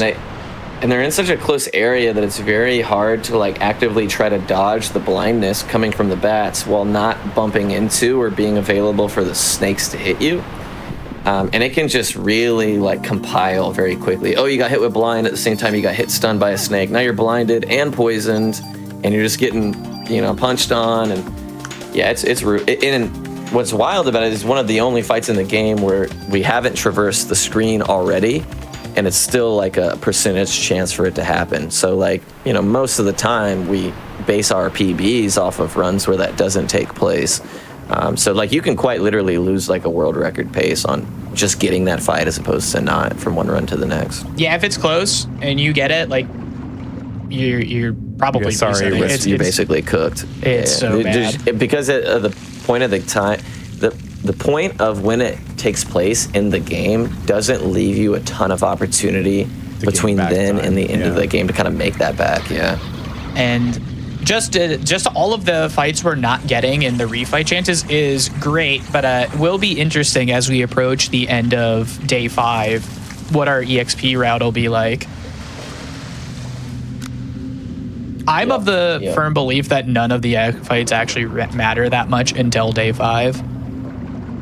I tell people all the time that if you can take 0 fights until day 5, you're probably fine, because like in totality, the EXP doesn't mean a whole lot from those small fights. And then once you get to like day 5 or whatever, you start getting big boy EXP from every fight, you know? And because there's not really level thresholds that we need to hit up until that point, it feels like having haste, for instance, at the spider, you know what I mean? Doesn't feel like it's making a huge difference to be a level up or a level down in that circumstance. But to be 33 as opposed to 32, completely different story. You know what I mean? So it will essentially equate to the difference of like hundreds of amounts of damage per attack that we can do once we hit whole minutes basically. Yeah, it's a that is like one mistake you literally can't afford to make. And sometimes the game doesn't give you a whole lot of it. Sometimes you get so few encounters that you got to like run around from room to room just to get your EXP up, because you lose that much time not having it at the last little hurrah there. So ideally backloading, you know, just getting the real juicy EXP from the most preferred fights at the very end of the game, I would imagine is like the most ideal way. To just get you know, in a task situation or something like that. And what's interesting about the day 5 refights is that they have like variations of the fights you can get in general. It's not always the same fight like it has been up to this point. Yeah, that's a great point, because you can take all the fights you expect and just get like a poorer enemy distribution and still end up with less EXP than is optimal. Autopiloting, I got a single raptor instead of 2 raptors, you know what I mean? And it's like, wow, so I got the fights, but they just weren't good enough fights, and there's something you can do about that. So it's definitely a lot of nuance as the game progresses. They're kind of put more and more of that, you know, that kind of mental.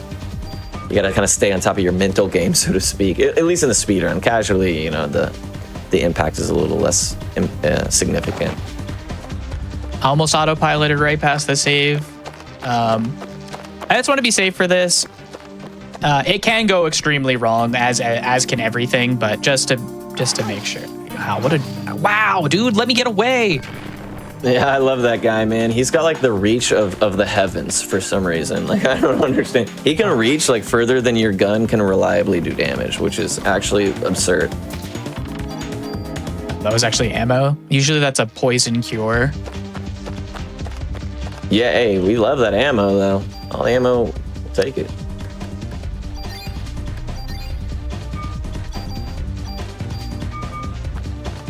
Nice. Got some medicines, got a cure D in there. So I'm gonna let my man focus on this mission here, and I'll kind of do some commentary towards the end or whatever. So good luck to you, man. This is it's an annoying fight.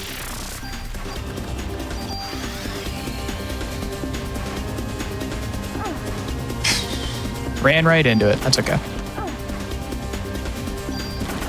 We have a lot of healing, so we should be okay. And we still have both of the revives we've picked up, so I'm not technically worried about it. That was good that missed. Yeah, that was very nice. Ooh. I ran out of haste. All right, so it doesn't matter. So this will be a little sketchier. It's just because I ran out of haste. That's one of the reasons I don't like the M10. Because quick draw actually makes a pretty big difference. Oh, huge difference in this fight. Huge difference. Yeah, with quick draw, you can essentially fire a free round, haste on your second turn, and that will put you in a really favorable spot for when the split happens. This is bad. So when they're split like in the corners, I just try to be near one and hope we shoot it. Yep. Yeah, if you stand directly in the middle, you'll miss both. Like, you actually won't hit anything. So you do have to kind of play some, I don't know, a guessing game, like what side do you want to favor? And as you can see, they move around pretty well. So sometimes it's hard. You can't just chase them around, you know what I mean? You gotta be kind of predictive a little bit. Yeah, you can really see how, if you've been watching the whole time, early on, the game's like, oh yeah, you're in control. You pick where to move to. You can easily dodge around enemies. And now the game's like, hey, watch this. Yep. It's like you have this much real estate to work with, and if you choose to step out of it, you're going to get punished by. In that case, like if you take contact damage from the centipede, you actually get poison. So it's very, very positionally punishing, and that poison is no joke. That poison is a ripper, compared to like the poison from the snakes in the zoo or something like that. Yeah, basically everything about that fight is bad. So I don't even know. Did you bring up how, like, if I was able to shoot when it was splitting, we could have killed one? Yeah, I had not. Feel free. I was just, so if we had haste while it was splitting apart and I was able to actually shoot, for some reason the game will only target one of the middle body parts. So ideally you can kill one of the middle body parts before the split even hits the ground, and energy shot the other middle part and only have 2 parts to deal with for the entire second phase. But unfortunately, it didn't work like that. But we have a lot of medicine, thankfully. That's one of the only things going absolutely fine for right now. And we're gonna, in the next part we go to, we just get absolutely loaded up with medicine. So we should be chilling. That good too. That strong medicine. This is actually not a terrible fight EXP wise to get again. God, stop, man. Yeah, he does a lot of damage, but there we go. He is worth a decent amount of EXP compared to like most of the other enemies in this day. Yeah. And he usually only takes a round or 2. Yeah, the first time I fought him, my depth perception was off. I thought I was close enough. I guess the good thing about the M10 as opposed to the Micro Uzi, it does have a little bit more range, but yes, slightly more range. Yeah. I was still off, but that's okay.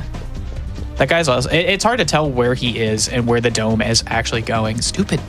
Yeah, and he does have some weird, like he can be going into the ground and he's still targetable for like a few frames, you know what I mean? And if you hit him, it'll almost like pop him back up out of the ground very briefly. It's kind of a weird, little set of behavior that little enemy has specifically.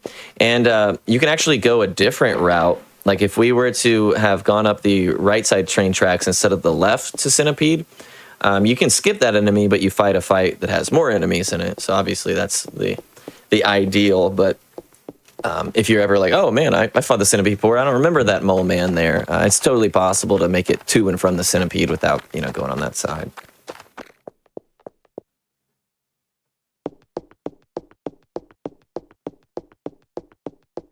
This is a good time to mention that for a game that has arguably one of the greatest, musical contributors of RPGs in general, they utilize sound or silence so well in this game. Like there's a lot of like just footsteps on scenes and just like that, and you kind of hear, it kind of adds to that. It kind of makes that survival element piece pop a little bit more. Which I think they did a good job of, because it's very easy to lean on, the goat for all your sound, because you have him. But to take that extra step and be like, nah, we're actually not going to play his music, and we're going to make the ambiance a little bit more main focus, is pretty cool. I will say, I think we were talking about this beforehand. I don't generally wear a headset while I play console games, at least. If it's a PC game, I might, but hearing just the footsteps and having my headset cancel basically out all other noises around me as well, just like honestly makes it super eerie. Yeah, it is. And I've played this game hundreds of times, and it still has that effect. Why haven't they remade this great game? So there's actually a lot of reasons why that could be. After the second Parasite Eve game came out, there is some rumors that said like the original author of the book was uninterested in renewing her rights contract. And there's a lot of speculation on why that was. Some people say she didn't like the games, or he didn't like the games or whatever.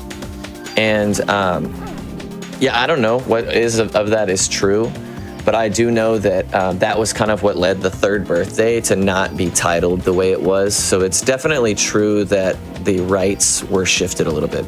Now, at the same time, we kind of alluded to this earlier, that a lot of what made this game really cool now in hindsight actually made it not super successful in its day when it was released.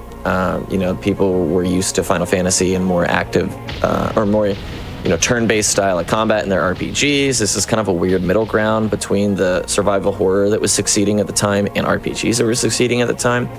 So it didn't necessarily succeed the same way Square games typically do. But now, in retrospect, a lot of those, lesser qualities, quote unquote, are, what make me really love the game. And a lot of people really love the game because of it and its uniqueness. So that is, I say that all that because, like, in totality, that can kind of make it difficult to, like, do a real solid remaster of without, changing some of the things that might have been quote unquote bad in its day, but that people who are fans of the game kind of grew to love. Hopefully I said that in a way that's clear and not super confusing. Yeah, and like we discussed earlier, I think the people who are there's two different groups now trying to do what are essentially spiritual successors to this. You get into the really thorny business of, like, what do you keep? What do you throw away? Yep. What did the and nobody's you'll never please everyone, you know what I mean, as well. So, like, you're always going to have some people like, I loved this piece, or I wished you would have gotten rid of this. And I think it's been mentioned in chat a couple of times, there's a couple of not Square companies that are making, like, kind of spiritual successors and things like that.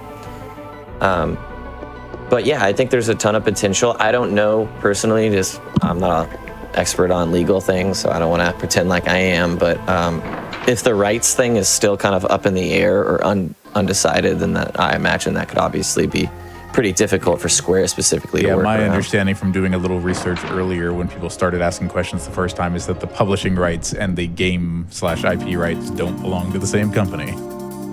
Yep. Yeah.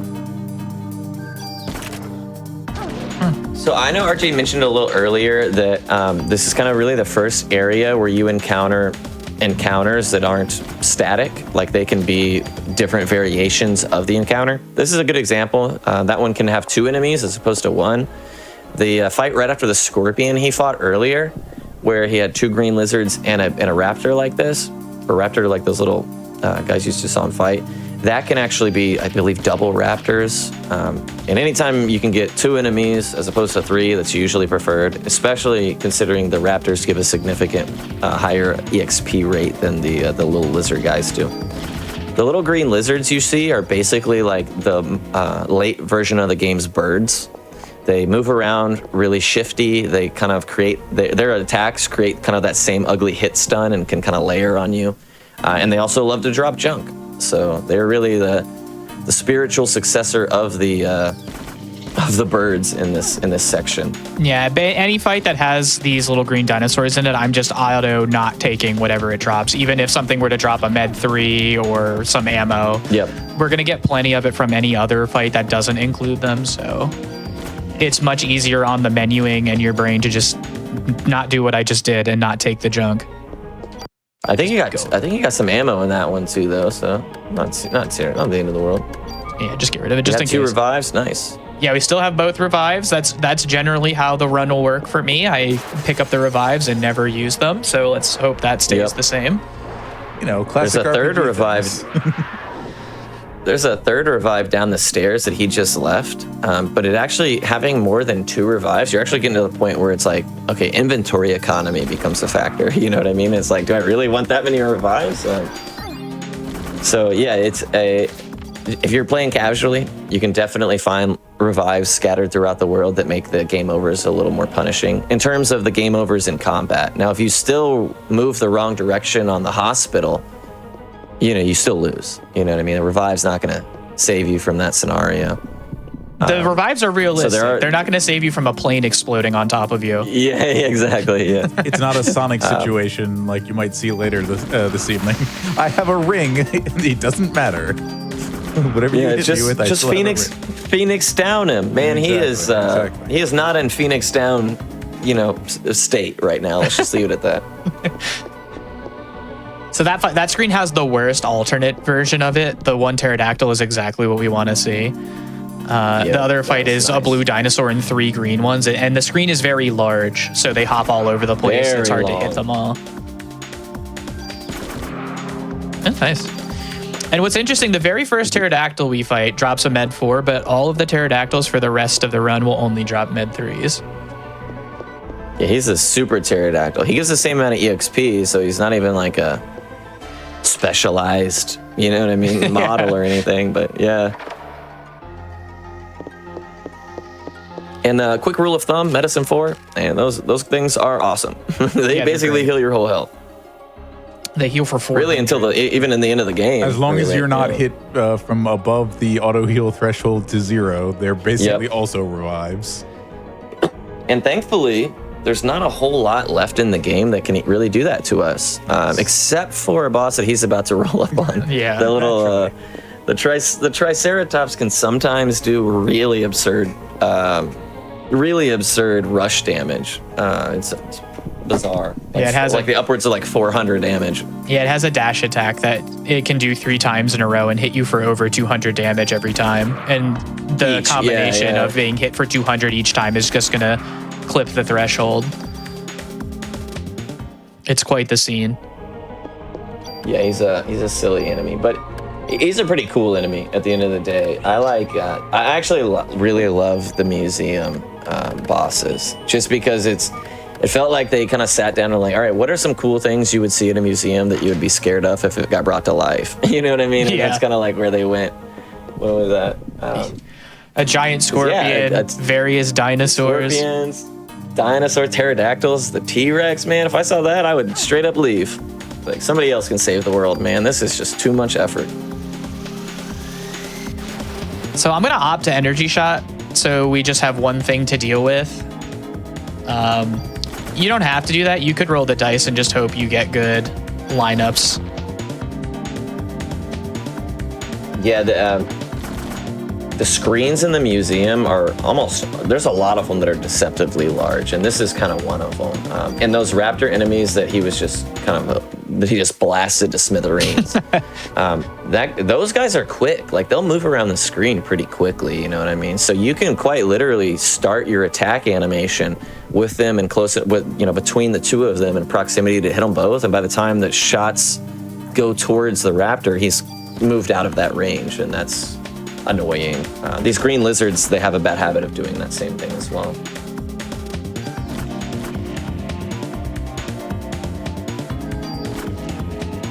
Now, I know RJ mentioned earlier kind of how repeat encounters happen. Just kind of reiterate, anytime that we walk through a screen where we take a guaranteed encounter, like the screens we've been fighting on, we're going to take that encounter 100%, right?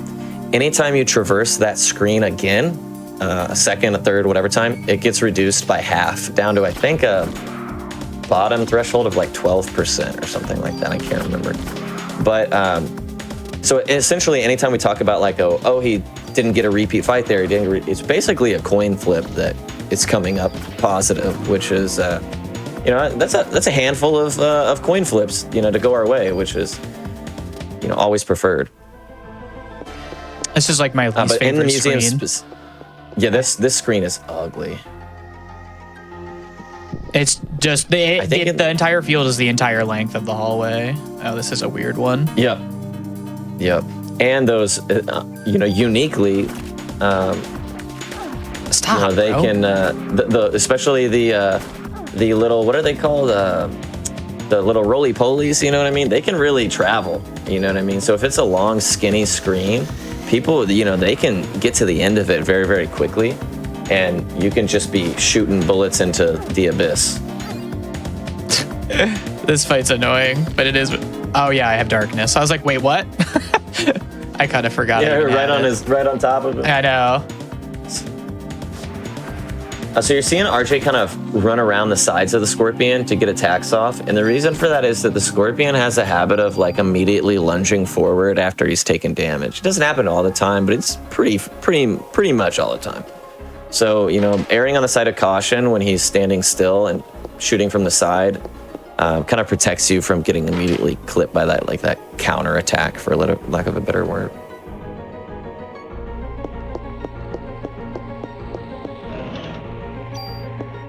Now, this is one of the more exciting things that most casual people probably don't get to experience. Is like the little hidden elevator and the hidden elevator rooms.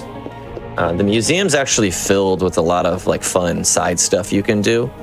There's like these little kiosks you can click on that will ask you like questions related to trivia about the game or the screen you're on and things like that. And you can get like revives or ammo or medicine from them. And then you have like some of these Easter egg rooms where you can go behind things you didn't realize you could, and go into back rooms where they have hidden, resources of different varieties. It's namely, RJ went out of his way there to go grab a shotgun that's going to allow us to do some fun things with our weapon a little later on.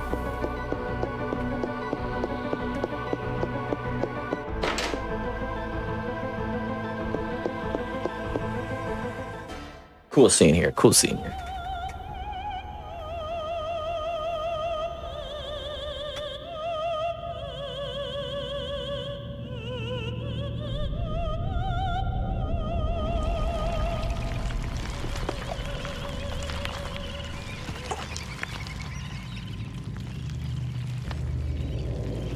I like how we can hear like the mitochondria like chirping. Like what a yeah, it's like birds or something. Your mitochondria doesn't make noise. Come on. I have enough coffee in the morning. My whole body starts making noise. To think, when the PS1 first debuted, making a dinosaur skeleton run was like the most they could do. Now they can transform it. Yep. Yeah, I actually have to imagine that like a lot of these pretty sophisticated CG scenes in this game were, at the time, were probably like pretty revolutionary, you know what I mean? So it's a shame that the game didn't at least get its appreciation for that. But I think that the level of body horror, for lack of a better term, it has a little bit of the reason it didn't see like universal success. It's a little harder to get your kids to play that when the rat is turning into a monster in the very beginning of the game and stuff. So yeah, this game does have an M rating, so that was probably also a turn off to children. It was a very singular time in gaming, as with a lot of entertainment, because the advancement of 3D rendering technology and the development of CDs at a low enough cost to be a feasible way to play games kind of let you shove both of those things into an experience at once. So, 2 years apart, you go from 2D sprites, even pre-rendered ones like Donkey Kong Country on the SNES, which still holds up great, to fully 3D that can have these cutscenes that look even better than the gameplay. Yeah, this game has a lot of pretty awesome scenes. And yeah, I remember. I unfortunately never got to play this game in its time. Like I was not gaming really when it came out. I think like I kind of I got my first console, a PS1, kind of around the time period of Final Fantasy IX, so a little bit later. But even still, after seeing that game's got gorgeous cutscenes. So after going back and kind of seeing these and kind of taking into account the discrepancy in the time frame between the two, it's definitely it's impressive, especially considering you come from Final Fantasy VII and things like that. So yeah, it feels like such an important piece in terms of Square's their journey of game making, even though it necessarily was not a super front-facing public title. I remember seeing it in like magazines at the time and stuff. My parents, I distinctly remember, were like, "You can't have that. We're not getting this for you." So I didn't get to play it until a little later in life either. I think I was like in high school.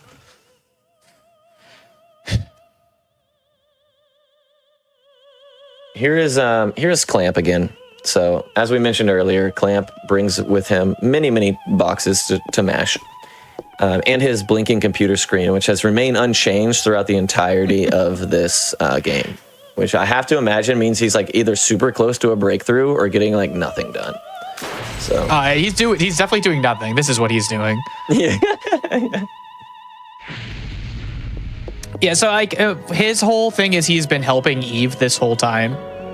He's been helping her like get stuff, telling her where she can get other things around. At one point, he has like a list of all of our names and on the computer, and Daniel gets mad about it. So basically, he's been one of the bad guys the whole time. Who could have guessed the one other guy that's been in this game was actually a bad guy? Yeah. And it's funny too, because right when you enter the museum, he's like hiding behind a doorway, and then he like runs away real fast, and you're like, whoa, what was that? And it's like, you should be more alarmed about that, you know what I mean, than you are. You know, you should probably figure out what that was, because there's I honestly think they should be more alarmed that he's even here after the whole city's been evacuated. They're just like, exactly, oh, that's what I'm saying. here. Like, he shouldn't be here, and the dude's just peering at you from behind a corner. Like, that's questionable behavior. Questionable advice. There's a proud history of NPCs in survival horror games not having sufficient self-preservation. Yeah, no doubt. And totally to that point, eventually he straight gives himself up to Eve once he's like, I've served my purpose. I've, allowed Eve the advantages, the information, the resources that I've been able to give her. And he basically throws his hands up and says, take me, and she does. He combusts. And they leave him there, I guess. So it's like, wow, interesting life choices. But yeah, kind of just to kind of plot catch up here as RJ kind of menu preps for this next fight here. We kind of moved through the hospital where we found out more about Aya and her sister's history, especially related to the organ transplant and how. Also, these are chocobo bones, just real quick. Oh yeah, little Final Fantasy Easter egg. Yeah, so plot-wise, we figured that out. We move on to the sewers where we're pursuing Eve, and then we're like, oh, where could she be? We figure out, oh my goodness, she's at the museum, right? It's foreshadowing. We go back to the museum where the evil scientist was, and essentially we're battling our way through. We've moved into the point of the game where we kind of understand what we need to understand, and our main focus is like, how do we bring this beast down? And now Aya is essentially chasing her. And following the weird zombie creatures that are being created as kind of like the breadcrumbs she's leaving behind, so to speak, where I'm like, oh, wow, I hear chaos over there. I see monsters over there. That must be where she's coming from. God, this is such a bad fight. He's being a real jerk with his movements. Yeah, this fight is annoying. This is the one we were talking about where you can just get sniped out of safety range really easily. Looks like RJ has successfully moved him to the second phase, which is way less lethal. You really try to the idea is that you get out of that first phase as quickly as possible, which is why you saw RJ use haste. You want to get a certain amount of damage off on that headpiece in order for him to lose his little horn, his skull, so to speak. And when he charges through you, it'll do less damage than if he had his skull still. And it's a big difference. You're talking like 70 damage compared to like 200-ish, sometimes. So it has a huge range of damage it can apply as well. So it's just to come out of that fight without having lost any revives is actually pretty sweet. So. Yeah, and usually like the dash attack, for some reason, whatever the damage is, it like stays consistent through the 3 hits. Yep. Which is very good. So once it hit me for 80, I'm like, all right, we're chilling. Yeah, excellent. Yeah, sometimes you can see like 208, and you're like, run, yeah, run, you're like, get out of there. run, get out of the way. And the Triceratops is honestly like big enough where if it turns its back to you and walks away, you can end up missing its face. It's just an annoying boss. Yeah, just another great example of that screen being deceptively more rectangular than it would appear. Wow. So this enemy has a litany of different attacks he can use. He's a T-Rex that breathes fire. He also has this really long tail, which is cool looking. But primarily, most of his attacks are going to come from the front. He's got fire breath. He has this weird little laser beam thing he shoots out from his rib cage if you're standing kind of like directly underneath him. He will jump around from one side of the screen to the other. He'll spin in circles to try to reposition himself better. And that's kind of like the general idea of things we watch out for. Typically, as you can see RJ do a great job of here, is you want to just be standing behind him, a lot of times with haste, just so that you can maneuver the screen more quickly and get behind him when he starts his animations. Because if you're standing behind that back foot, you're usually safe to dodge whatever he's launching at you. Sometimes you can get a little unlucky on like weird, like he'll pan from right to left as opposed to left to right with the fire and things like that. But normally he'll target you okay. on the side that you're standing on. Ow, this was stupid to stand right in front of him, but we should be almost there. Yeah, RJ, intelligent with his, oh, there's your little lasers.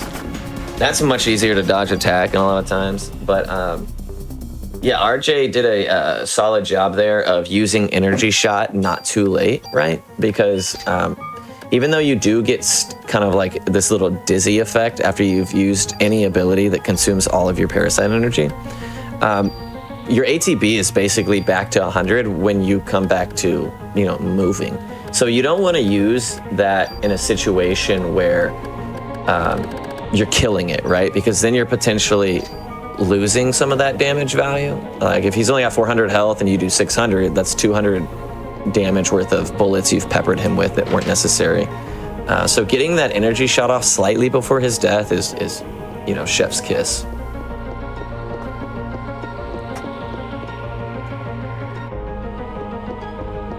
So here we go. We're going to run past. This screen we're about to run through is the only screen that we run through 3 times. I didn't get the fight the first time, so there's still a pretty high chance that I could get the fight now. Oh, and that's one thing. I should... Yeah, see, we need 10,000 experience, so I hope I get these fights. Like, I need them. Yeah. Single pterodactyl, interesting.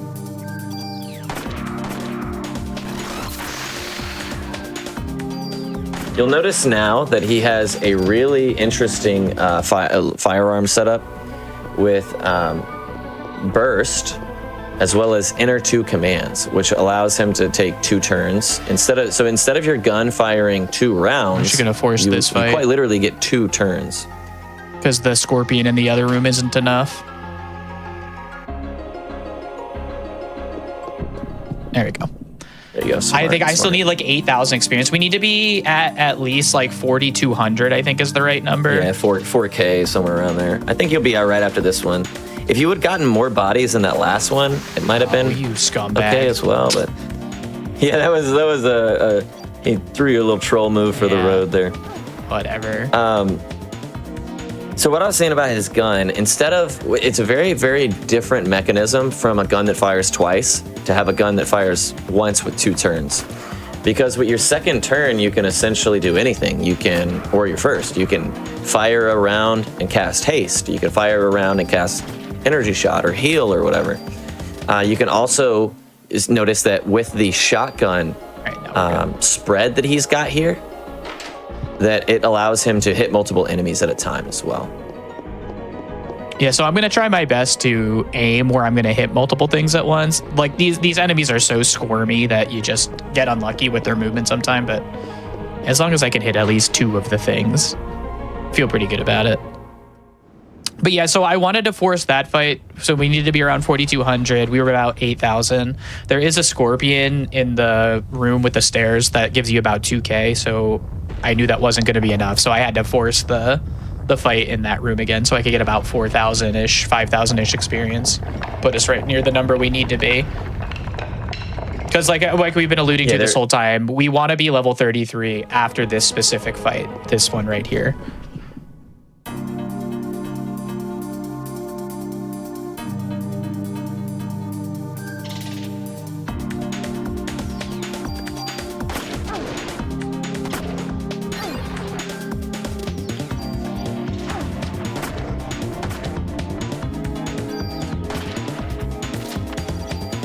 There we go, level 33. You get a good amount of ammo from that fight as well, which is nice. Yeah. Yeah, I would be shocked if we were actually like concerned about ammo. All right, before. Yeah, I think you were down to 60 or something before that one. I was like, wow, that's lower than I. But at this point in the game, like 100 bullets is really like enough. You know what I mean? Yeah. Like, this gun really does work. And if you're really worried about it, especially like in a marathon setting, you know, there's an NPC on the boat for anybody who's interested in playing casually who feels stressed out with like their lack of resources. There's an NPC on the boat that you talk to. He'll give you ammo. He'll give you every type of medicine. So definitely don't be afraid to lean on that fella a little bit if you're struggling with day 6. Yeah, if you don't like actively go around talking to him, you don't even know that he's there offering stuff. Yeah, he's just chilling. He kind of looks like he's just guarding the doors so you can't go in. Yeah, there. he does, right? Yeah. But yeah, I will most likely go and just grab the med 4s just to make sure we're in a good place. It never here. hurts to have a couple extra med 4s in Yeah. your pocket. I feel that. But at this point, it's yap time because we're essentially in an 11-minute cutscene of matching. So if you have questions you want to ask us about anything, the run, where you can learn stuff, any of that good stuff, let it rip. You got. If you have questions about what the heck you're looking at right now, I'm not sure. Oh yeah, we're not going to talk about that. That's not what I said. Right. Yeah, I guess story-wise, so like we're trying to find Eve. We learned at some point that the entire purpose of Eve is to birth the ultimate being. So that is why she looks like that. And we're here threatening her, so she is in a very vulnerable state currently. So she summons her goo baby to come save her. It's like the Stay Puft Marshmallow Man, but mitochondria gel. Every time I see this scene, all I can think of is the giant gingerbread man from Shrek when they make the gingerbread cookies super big. This is what happens when you don't get to choose the form of the Destructor. Yeah.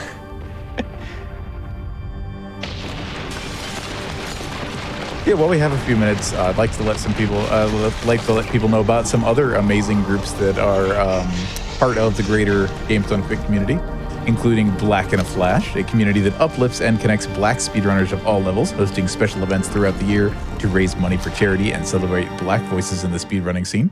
You can learn more or apply to get involved at gdq.gg/BAF, and you can follow at blackinaflash.bsky.social on Blue Sky for the latest updates. I know they are getting spooled up for the Running Through the Holidays event coming up real soon. I think the schedule for that has already been announced, so check their Blue Sky for more information there. And also, Frame Fatales, a community of women and femmes who share a passion for speedrunning, gaming, and charity. In addition to their 2 flagship events each year, they host activities year-round in the community Discord, like the Game of the Month Club and randomizer events. So you can use !FF in chat to learn more and get involved with them. All of the schedules for Games Done Queer and Black in a Flash look amazing, so definitely check them out. There's tons of incredible runners and behind-the-scenes volunteers working in both. Yeah, super. I got some super fortunate to be a small part of Games Done Queer and being part of the committee that chose the games from our amazing submission pool. So, if you like the weird stuff we put on for you, that would make my heart happy. Sorry, you got 2 buddies. You got 2 buddies in this chat with you who really appreciate the weird. Heck yeah. Yeah, heck yeah. Yeah, no, I just was gonna chime in and agree with y'all. Yeah, I got some good friends and some. In terms of runners I respect, there's no shortage of them in Frame Fatales or really any of the almost all of the hotfixes and the GDQ adjacent events and stuff like that. Do a pretty good job of featuring some pretty impressive talent. And especially, like I mentioned earlier, I pretty much only exist in the RPG space because that's what I'm comfortable with. But man, it's such a blast to watch people who like have a lot of knowledge and expertise in other things because I don't have to be good at it. I can still, enjoy it. You know what I'm saying? So, let somebody else. There's not enough speedrun marathons out there. So,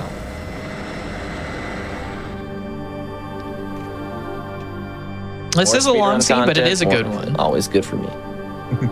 Yeah, there's a lot to say and laugh about in this scene too, just because of the nature of the military is just getting laser blasted by this giant circle of goo. Those copters were surprisingly agile when circling the entity. As soon as the lasers went out, no, they're stuck in place. And this always reminds me of the Futurama episode where the brains come to Earth for the first time and everybody's stupid and the trains keep crashing into each other. Like, these people are watching this ball of goo not get hit by anything and explode their planes. And they're like, well, what do we do? Send in more planes. The big baby, they're like, clearly we're winning again. There's the most American thing you could imagine is to fight fire with more fire, all right? True. And that's what we chose to do in this circumstance here. So eventually they realize, wow, these missiles and this weaponry is not doing anything. And they're like, I know, it's because we don't have like the secret mitochondria thing. So what's the plan? Is they get this helicopter pilot who looks like he's clearly soiled his panties. and he is going there to grab Aya and throw her up into an actual plane, like a helicopter, and she just knows how to fly it. And the concept behind that is that because she is this mitochondrially advanced being, that her missiles actually will do stuff.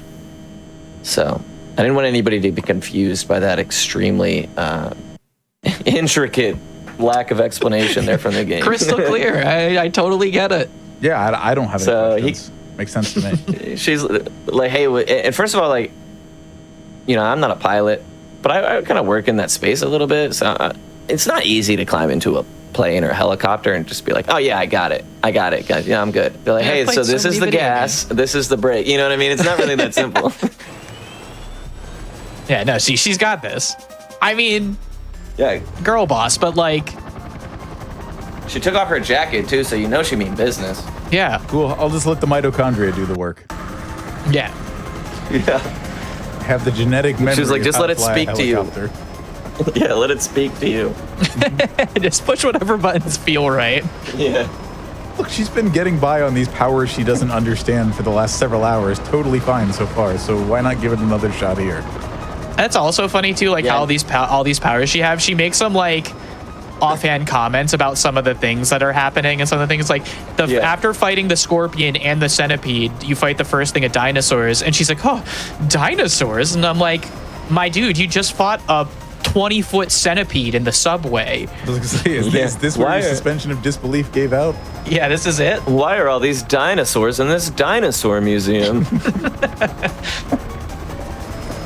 Or like in Clam's office in the museum, he like goes to attack her with a scalpel, and I'm like, you can shoot a laser out of your gun. Yeah, what the heck? I've quite literally seen you cast haste and energy shot, man. Get a little creative. But it's okay clearly because they give Daniel another punch moment. True.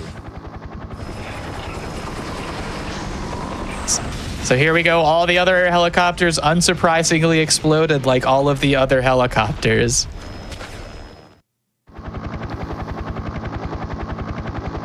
Whereas Zaya just got a little corner. Yeah, we just get this. We get these constant pans to like these little sections of monologue where she's like, "Oh, well, I can't believe I survived that. I have to finish my job." And it's like, you could really probably have just kept that in cinematic, to be honest. You know what I mean? Like, yeah, because if you're playing this, you have to be mashing in between these CGIs and little monologues. Yeah. I say that as a biased speedrunner, because like you can't walk away for this scene to use the potty or whatever. You gotta be slightly attentive. This would be the most goated break of all time if you didn't have to mash anything. Oh man, it would be so sick. To go like make a sandwich. You would just get hype before the last run, you know what I mean? It's like, I got 11 minutes. I'm gonna go make some food. I'm gonna go, you know. It's like the beginning of disc 3 of FF9. Gosh, what is it? There's a speed run that some friends of mine found completely apropos of nothing, where there is a category extension on the boards called McDonald's %, where before fighting the final boss, you have to go to McDonald's, order something, come back, and then finish the game. Heck yeah. That's Does DoorDash count? I don't think so. That's a skip. That's DoorDash skip. DoorDash skip. Right. See, that's where speedrunning shines the most for me. We need to stop naming things any % and come up with funnier names and categories for things. We need to spice it up. The category rules are actually the other way around. So it says, before you attempt the final boss, you must pause the game and go to the nearest McDonald's. You must order food, cannot just be a drink, and return home where you finish the game. You may not remote into your console to complete the run. Oh, they thought it through that far. They've covered the bases. Right? Yeah, it's like either they thought of it ahead of time or somebody tried. They're like, hey, that's not in the spirit of McDonald's %. If there's one thing I know about speedrun rules, is that the fringe ones usually come from necessity. You know what I mean? It's like, we needed this rule because we had one runner do it, and now we've had to modify things a little bit. It's never doubt a speedrunner's ability to try something silly for the sake of a good show. Here we are. This is the Ultimecia form of Eve that I was referring to. Not as detailed, but you can see the vision. Yeah, this is really where in this disc, and well, I guess we're not technically not there yet, but counting her in this form plus like the final bosses in the game is really where we start to get into like the Final Fantasy stuff. Because like this is a Final Fantasy boss right here. I mean, she's got like 12 arms. You know what I mean? Like that's she's got a twirler ribbon down there. Yeah, Final Fantasy bosses are always just like an amalgamation of like weird shapes and things kind of squished together, like Necron, for instance. Like, what the heck is that? So yeah, this was they do a lot of, you can see a lot of the Final Fantasy roots in some of the games we're about to, or some of the bosses we're about to face, rather. And once again, they drop the sound out so that it kind of gives more meaning to this conversation. And as she drifts up, you kind of hear that opera sound kind of come back, and they do a really good job. Yeah, while she's talking, there's just this low droning noise. That's pretty cool. Yep. Nope.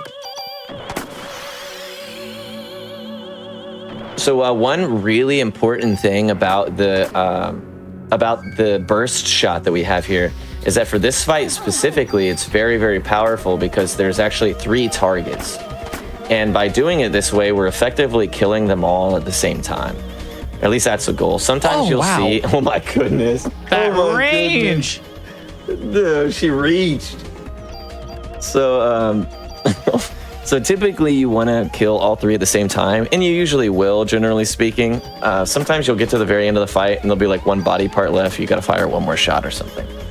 The biggest thing in this fight to dodge is the grabbing, which you're seeing here. Different grabs based on the color will cause different status effects. And as you saw RJ get picked up, sometimes that grab is a little detached, I think. See, like, there's some where I'm like, yeah, she definitely got me. I was like convinced I was out of that one. Yeah, hey, for real. But luckily, like we aside had from that one grab and stuff, so we're okay. It wasn't a terrible section. No, getting grabbed once isn't the worst. There's one grab that will reverse the direction of your controls. That one's my least favorite by far. That's particularly nasty as a one-off. Like, if that had happened to you already in the game, you'd at least be a little more ready for it, but wow. So we get to see it. This is the fruits of our labor of getting to level 33. We can use Liberate, which honestly is just like the most badass thing. She looks so cool. Dude, it's so cool. It's so cool. Yeah, I like to liken it a lot to any anime fans. If you've ever seen the show Claymore, there's a point in Claymore where she kind of gives herself to the demon more, and she basically is like 98% demon and with like 2% humanity left, and she's able to like be supernatural and kind of ride that brink. Claire and Eve Claire and I are definitely like kind of 2 of a kind. Yeah. So that's kind of the same thing. She literally will allow her mitochondria to get her just below the point of no return, supercharge her abilities. Similarly to Energy Shot, it does use all of your parasite energy, and then you go into like that little stun afterwards. So typically we use it as a finisher anywhere we can, so that you're not at risk of getting smacked around while you're kind of, dizzied. But yeah, no, he did a great job of kind of navigating that fight and making it, timing it well with the Liberate and stuff like that. That affected the smile melting away. Being when that is my you see the body. That's absolute favorite cutscene in the game. It lets you know that like, oh, there's definitely another day of this. Yeah, it's like you didn't win. Yeah. Although we're not there yet, chat. But just for the future, get your baby rages ready. I want to see as many baby rages in chat as possible, and you'll know when. I appreciate that one of the emotes on the Parasite Eve speedrunning server is Ultimate Baby Rage. Yeah. Yep. And he makes like this like some kind of bird noise, you know what I mean? I'm like, what? And it just you couldn't have found a baby to cry into a microphone, brother? Like, that seems like a very easy task. Yeah, that was definitely somebody in the studio with them. They're like, oh no, we need a baby sound. Here, you do it. He's like, They had baby auditions. They lined up 6 interns and said, all right, everybody give me a cry. We're going with him. They had an actual baby. So right here. No, it doesn't sound like what we're going for. Let's get something else. No, that baby sounds too normal. We need a clearly sick baby. Oh man, the super being baby. There's not a whole lot of those auditioning these days. So currently here, RJ just did what is actually one of the more annoying things in the game is when you're talking to the first police officer, Wayne here, you can actually rename your weapon and armor. And in doing so, that will help kind of bring it into the New Game Plus. And for the speedrun, we don't care about that. So we just try to, you want to mash, and then as soon as that comes up, you want to exit out as quickly as you can. But sometimes you mash too much or whatever. It's just annoying. Yeah. From there, immediately to Wayne's left is the guy we were talking about that will give you the restoratives and ammo and stuff like that.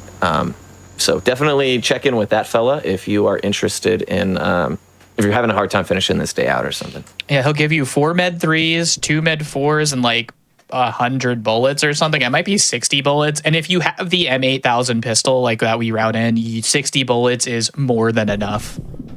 Yeah. Plus whatever you're probably chilling on. Like I would be shocked if we didn't have like 100 bullets or something right now. But here we go, chat. Oh yeah, I'd imagine so. Get these baby rages ready.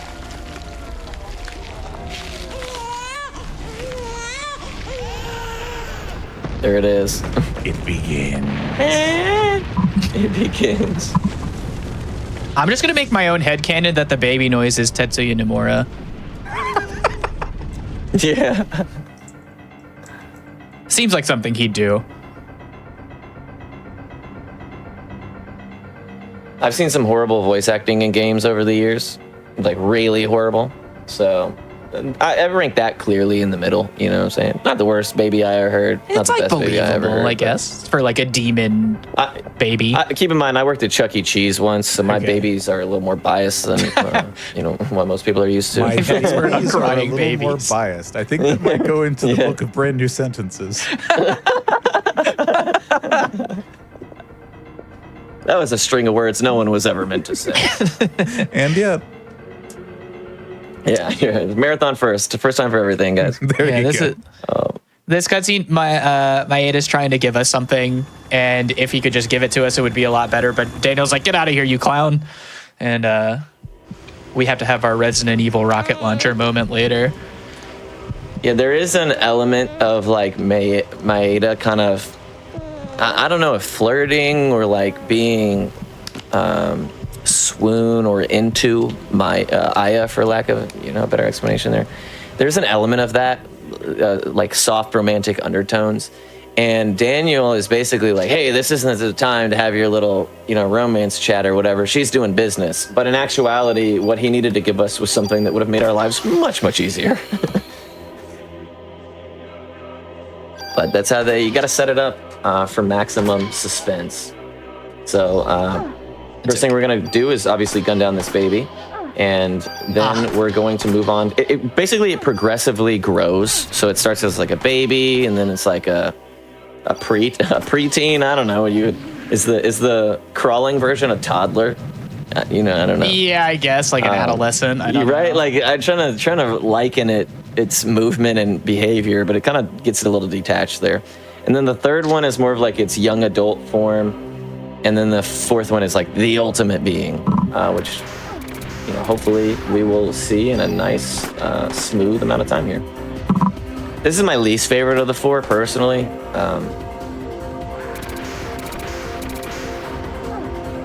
Can you split, dude? The attacks are really annoying, and the Really? attacks are really annoying. Ooh. Of course, man. I was just about to say, the attacks are super annoying, and he splits after a certain threshold of damage. And that could be also pretty annoying, because then you're having to not only dodge 2 attacks, but you're also having to, hopefully kill one as quickly as possible. Now, killing the body will get rid of the... or killing the body is what we want to do here first. I need to wait for And my typically- liberate to come back. Yeah, I was about to say, typically if you have Liberate available, you'll do as much damage as you can. And then as soon as that split's about to happen, you'll throw down Liberate and hope that more Liberate hits, 4 of the 7, I believe, land on the body. and that will end the fight. So we should need a little less because I've been shooting it, but Yeah, hopefully. because she likes to do this, where she just pounds this thing that my doesn't need to Gosh. die. Okay, there we go. There we go. Back to the How good about- body. No, stop. Go back Stop for the what you're last doing. one. Yay. All right, Come that on, might be bring it enough. home. 3 could be enough because of how much we've shot it. But yeah, you can see, like, if you can't get your Liberate off right away and this boss does silly things, Silly Man 3000 Yeah. things, you could just die. And back in the day, you can correct me because I wasn't at this point, but you guys did this without Liberate, or used to. Yeah, I eventually came up with the Liberate method because I hated that fight so much. Like, I lost tons of runs there because you just chase it around and I wasn't good at it. Now, technically in a vacuum, if you have like a really optimal, like the OG strat for that fight, it can technically be faster, but it was always just never worth the stress to me because Liberate is cool. And then we used to just Liberate instantly in this fight instead. But this fight feels a little bit more reasonable and telegraphed. He also doesn't have the likelihood to snipe you out of range nearly as often. Snipe you out of like your vest's ability to heal yourself. I didn't want to, but then I did it. Dang, we're actually out of med 4s. Cool game. Circle jump, we'd love to see it. All right, we should be okay. Okay, he Ooh, just nice. Yeah, he just stayed Just there, did which a is single good. backflip. Yeah, perfect. All right, we should. As long as this we is move kind on of from like- this phase, we can all exhale a little bit because I know this looks a little sus. And it is. Yeah, this fight, because the strat now is to Liberate on fight 2 instead of opening fight 3, it makes this one a little bit more tricky. But like you saw, great job. Like you saw with RJ there, his attacks are pretty much always he's gonna run to one corner. Now, a lot of times, if he runs to the corner furthest from you and you're kind of like standing nearest 3 and you're leaving 1 kind of exposed, he almost always goes to that far one. And if he does, you quite literally can't run to him in time before you get hit. So it is annoying. Thankfully, most of his abilities will trigger your heals instead of outright death. This is always one of the most fun parts of the whole game. Come on, good luck. If he's lucky... not quite. But if he's lucky with crits, he could have ended that in the very first attack round. But 2 attack rounds is still a lot faster than it used to be, because in that fight, no matter what weapon you're equipped with, you're going to do 1 damage. And if you crit, you do 2. So we use, RJ picked up a gun that fires a bazillion bullets from the museum so that it's not really impacted by the damage reduction. And if you can still roll high enough on crits, you can squeeze the amount of bullets plus 2 damage is enough to phase it. Yeah. It is really hype when you do it. I don't know. It is one of the cooler things. I don't know. It's like one of the fun parts of the run for sure. Yeah. We picked this one gun up. We didn't even talk about it when I grabbed it. It was in the control room where we shut the security system off and then went into the secret elevator. We just picked it up and then we're like, we only use it for this moment. Yep. Yeah, that was an inclusion from a Japanese runner. Funny enough, the same Japanese runner who is the world record holder of Beyond the Beyond. He doesn't even run Parasite Eve. He just contributed to that one day. Well, now we have our Resident Evil rocket launcher moment where we get to do 999. Yep. The reason we're able to do 999 is not because Daniel threw himself out of a moving helicopter, burst into flames, and delivered a dart right to Aya's hand. But the bullets that he actually tossed were what Maeda was trying to give us earlier. They are essentially laced with the advantageous mitochondrial DNA that Aya has. So if he would have just given it to us right out the gate, who knows how much time save that would have been. Maybe that's a glitch for another day. Yeah, we skip letting him get dragged away and get the ammo. That'd be hilarious. Best timeline percent. It just ends on the ultimate being baby. Just rock him. Just rock the heck out of him. And in another moment of this game just giving you the middle finger, you cannot talk. If you talk to that phone to try and save, it doesn't work and you will die. and then you'll have to do Yep. the entire Yeah. ultimate being fight all over again. Yeah, all of the 4 phases, start the whole day. Yep. And what's tricky and evil is that phone will save the game before you do the fights. So if you're thinking, oh, I'm gonna just go save again, which is what most people would do, just you're in gonna case there's anything get else. killed. Yeah. So it actually will, and it's specifically will put you in a animation that's so long that you, no matter what you do, you can't escape. It does it on purpose. So yeah, it's just another, they out here, man. They trying to get you. Another one that I thoroughly enjoy watching, though. I won't lie. Yep. I wasn't gonna say anything earlier, but yeah, that's those two, the hospital escape and the boat escape. It's so funny to watch people just live, and they're mad, and I'm like, I get that you're mad, but I'm sorry, I think it's funny. Also, I feel talking bad to that about control it, but- panel, you can totally just run right past it. Yep. Or And you get won't caught on that win. bridge right there as well that you're trying to get over. You can get snagged on it. And because the music is increasing in its drum rate BPM, your heart rate goes up with it, and it just becomes kind of nerve-wracking. And I always say to people who are playing it casually to us, like, you can sit there and think about what you're doing. You don't have to be moving immediately. It's like, take a second Yep. and look at the screen and don't run the wrong way. All right, so time's coming up in like 3 seconds. And be like 3, 2, 1, time. GG's. Hey, great job, man. Great work. Wow. Solid run. Well, if we ignore the 15 minutes we wasted, this wasn't that bad. What are you talking about? the run I told my itself wife was this no was going to be resets. 3 hours. Yeah, the reset was completely independent of the run. That was a completely different run. What? I don't even know what you're talking about. That was so long ago. that would have been clipped from the highlight. You know what I'm saying? So. Yeah, that's true. GDQ's got to make No, me yeah, look great good. job. In all seriousness, excellent job. I don't want people at home to be like, "Wow, that game looks easy," because there's a lot and that goes on in the thinking process that RJ really nailed down. Encounters were solid. To be able to have the wherewithal to go and get that needed EXP is a bigger difference than it's hard to even appreciate how big a difference that makes. So like, just heads up plays there. Great job, man. Pleasure you. to be here, cheering you on. I'm glad once we got going, it just kind of did the thing. The M10 just loses time, basically. Like, you can Yeah. get lucky where Yeah, it I mean, if doesn't it's a really micro affect Uzi, much, but you'd it just probably- like hurts to use. Yeah. So, but yeah, that's Parasite Eve. There is the way back when the end of the run used to be at the end of the cutscene or at the end of the credits here, which I think is 19 minutes from where we currently split or something like that. rough. It's rough. So we absolutely Eventually, don't need to sit there for any of that. Yeah, let's use some of that 19 minutes instead to tell us about yourselves, what we can find if we follow you on Twitch or on socials, what Yeah, you like sure. to speedrun. Yeah, like I'm RJ Smangit. I go by RJ most of the time, but my channel is RJ Smangit, whatever it says on the screen, I'm sure. At Twitch, you can find me on all of the social medias if you'd like to chat.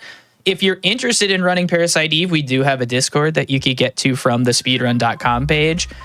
We didn't actually even mention it at all, but the notes for this game are some of the best speedrunning notes I have ever used for any speedrun game I've like ever decided to run. The notes are so good and so detailed, like anybody could pick them up and get through the run with them. I am confident in that. Yeah, if like, I don't know when the next 12-hour challenge is, but I always offer it to people as like, you can follow the notes as you do a run and just kind of slowly read through as you play through and get the whole thing done in like probably less than 5 hours. So if you are interested in a 12-hour challenge or something like that, this is a pretty easy game to get a run done. And then if you really care to like bring your time down, there's a lot you can do from there to kind of, take it to the next level, so to speak. Yeah, But, that's how I learned the game. I did it yeah. as a 12-hour challenge after finding Palmer's Twitch stream. Yeah, no, I totally want to second everything RJ said, though. The community and the resources available by people like Primus and everybody, they did a lot of work, and it's very, very accessible.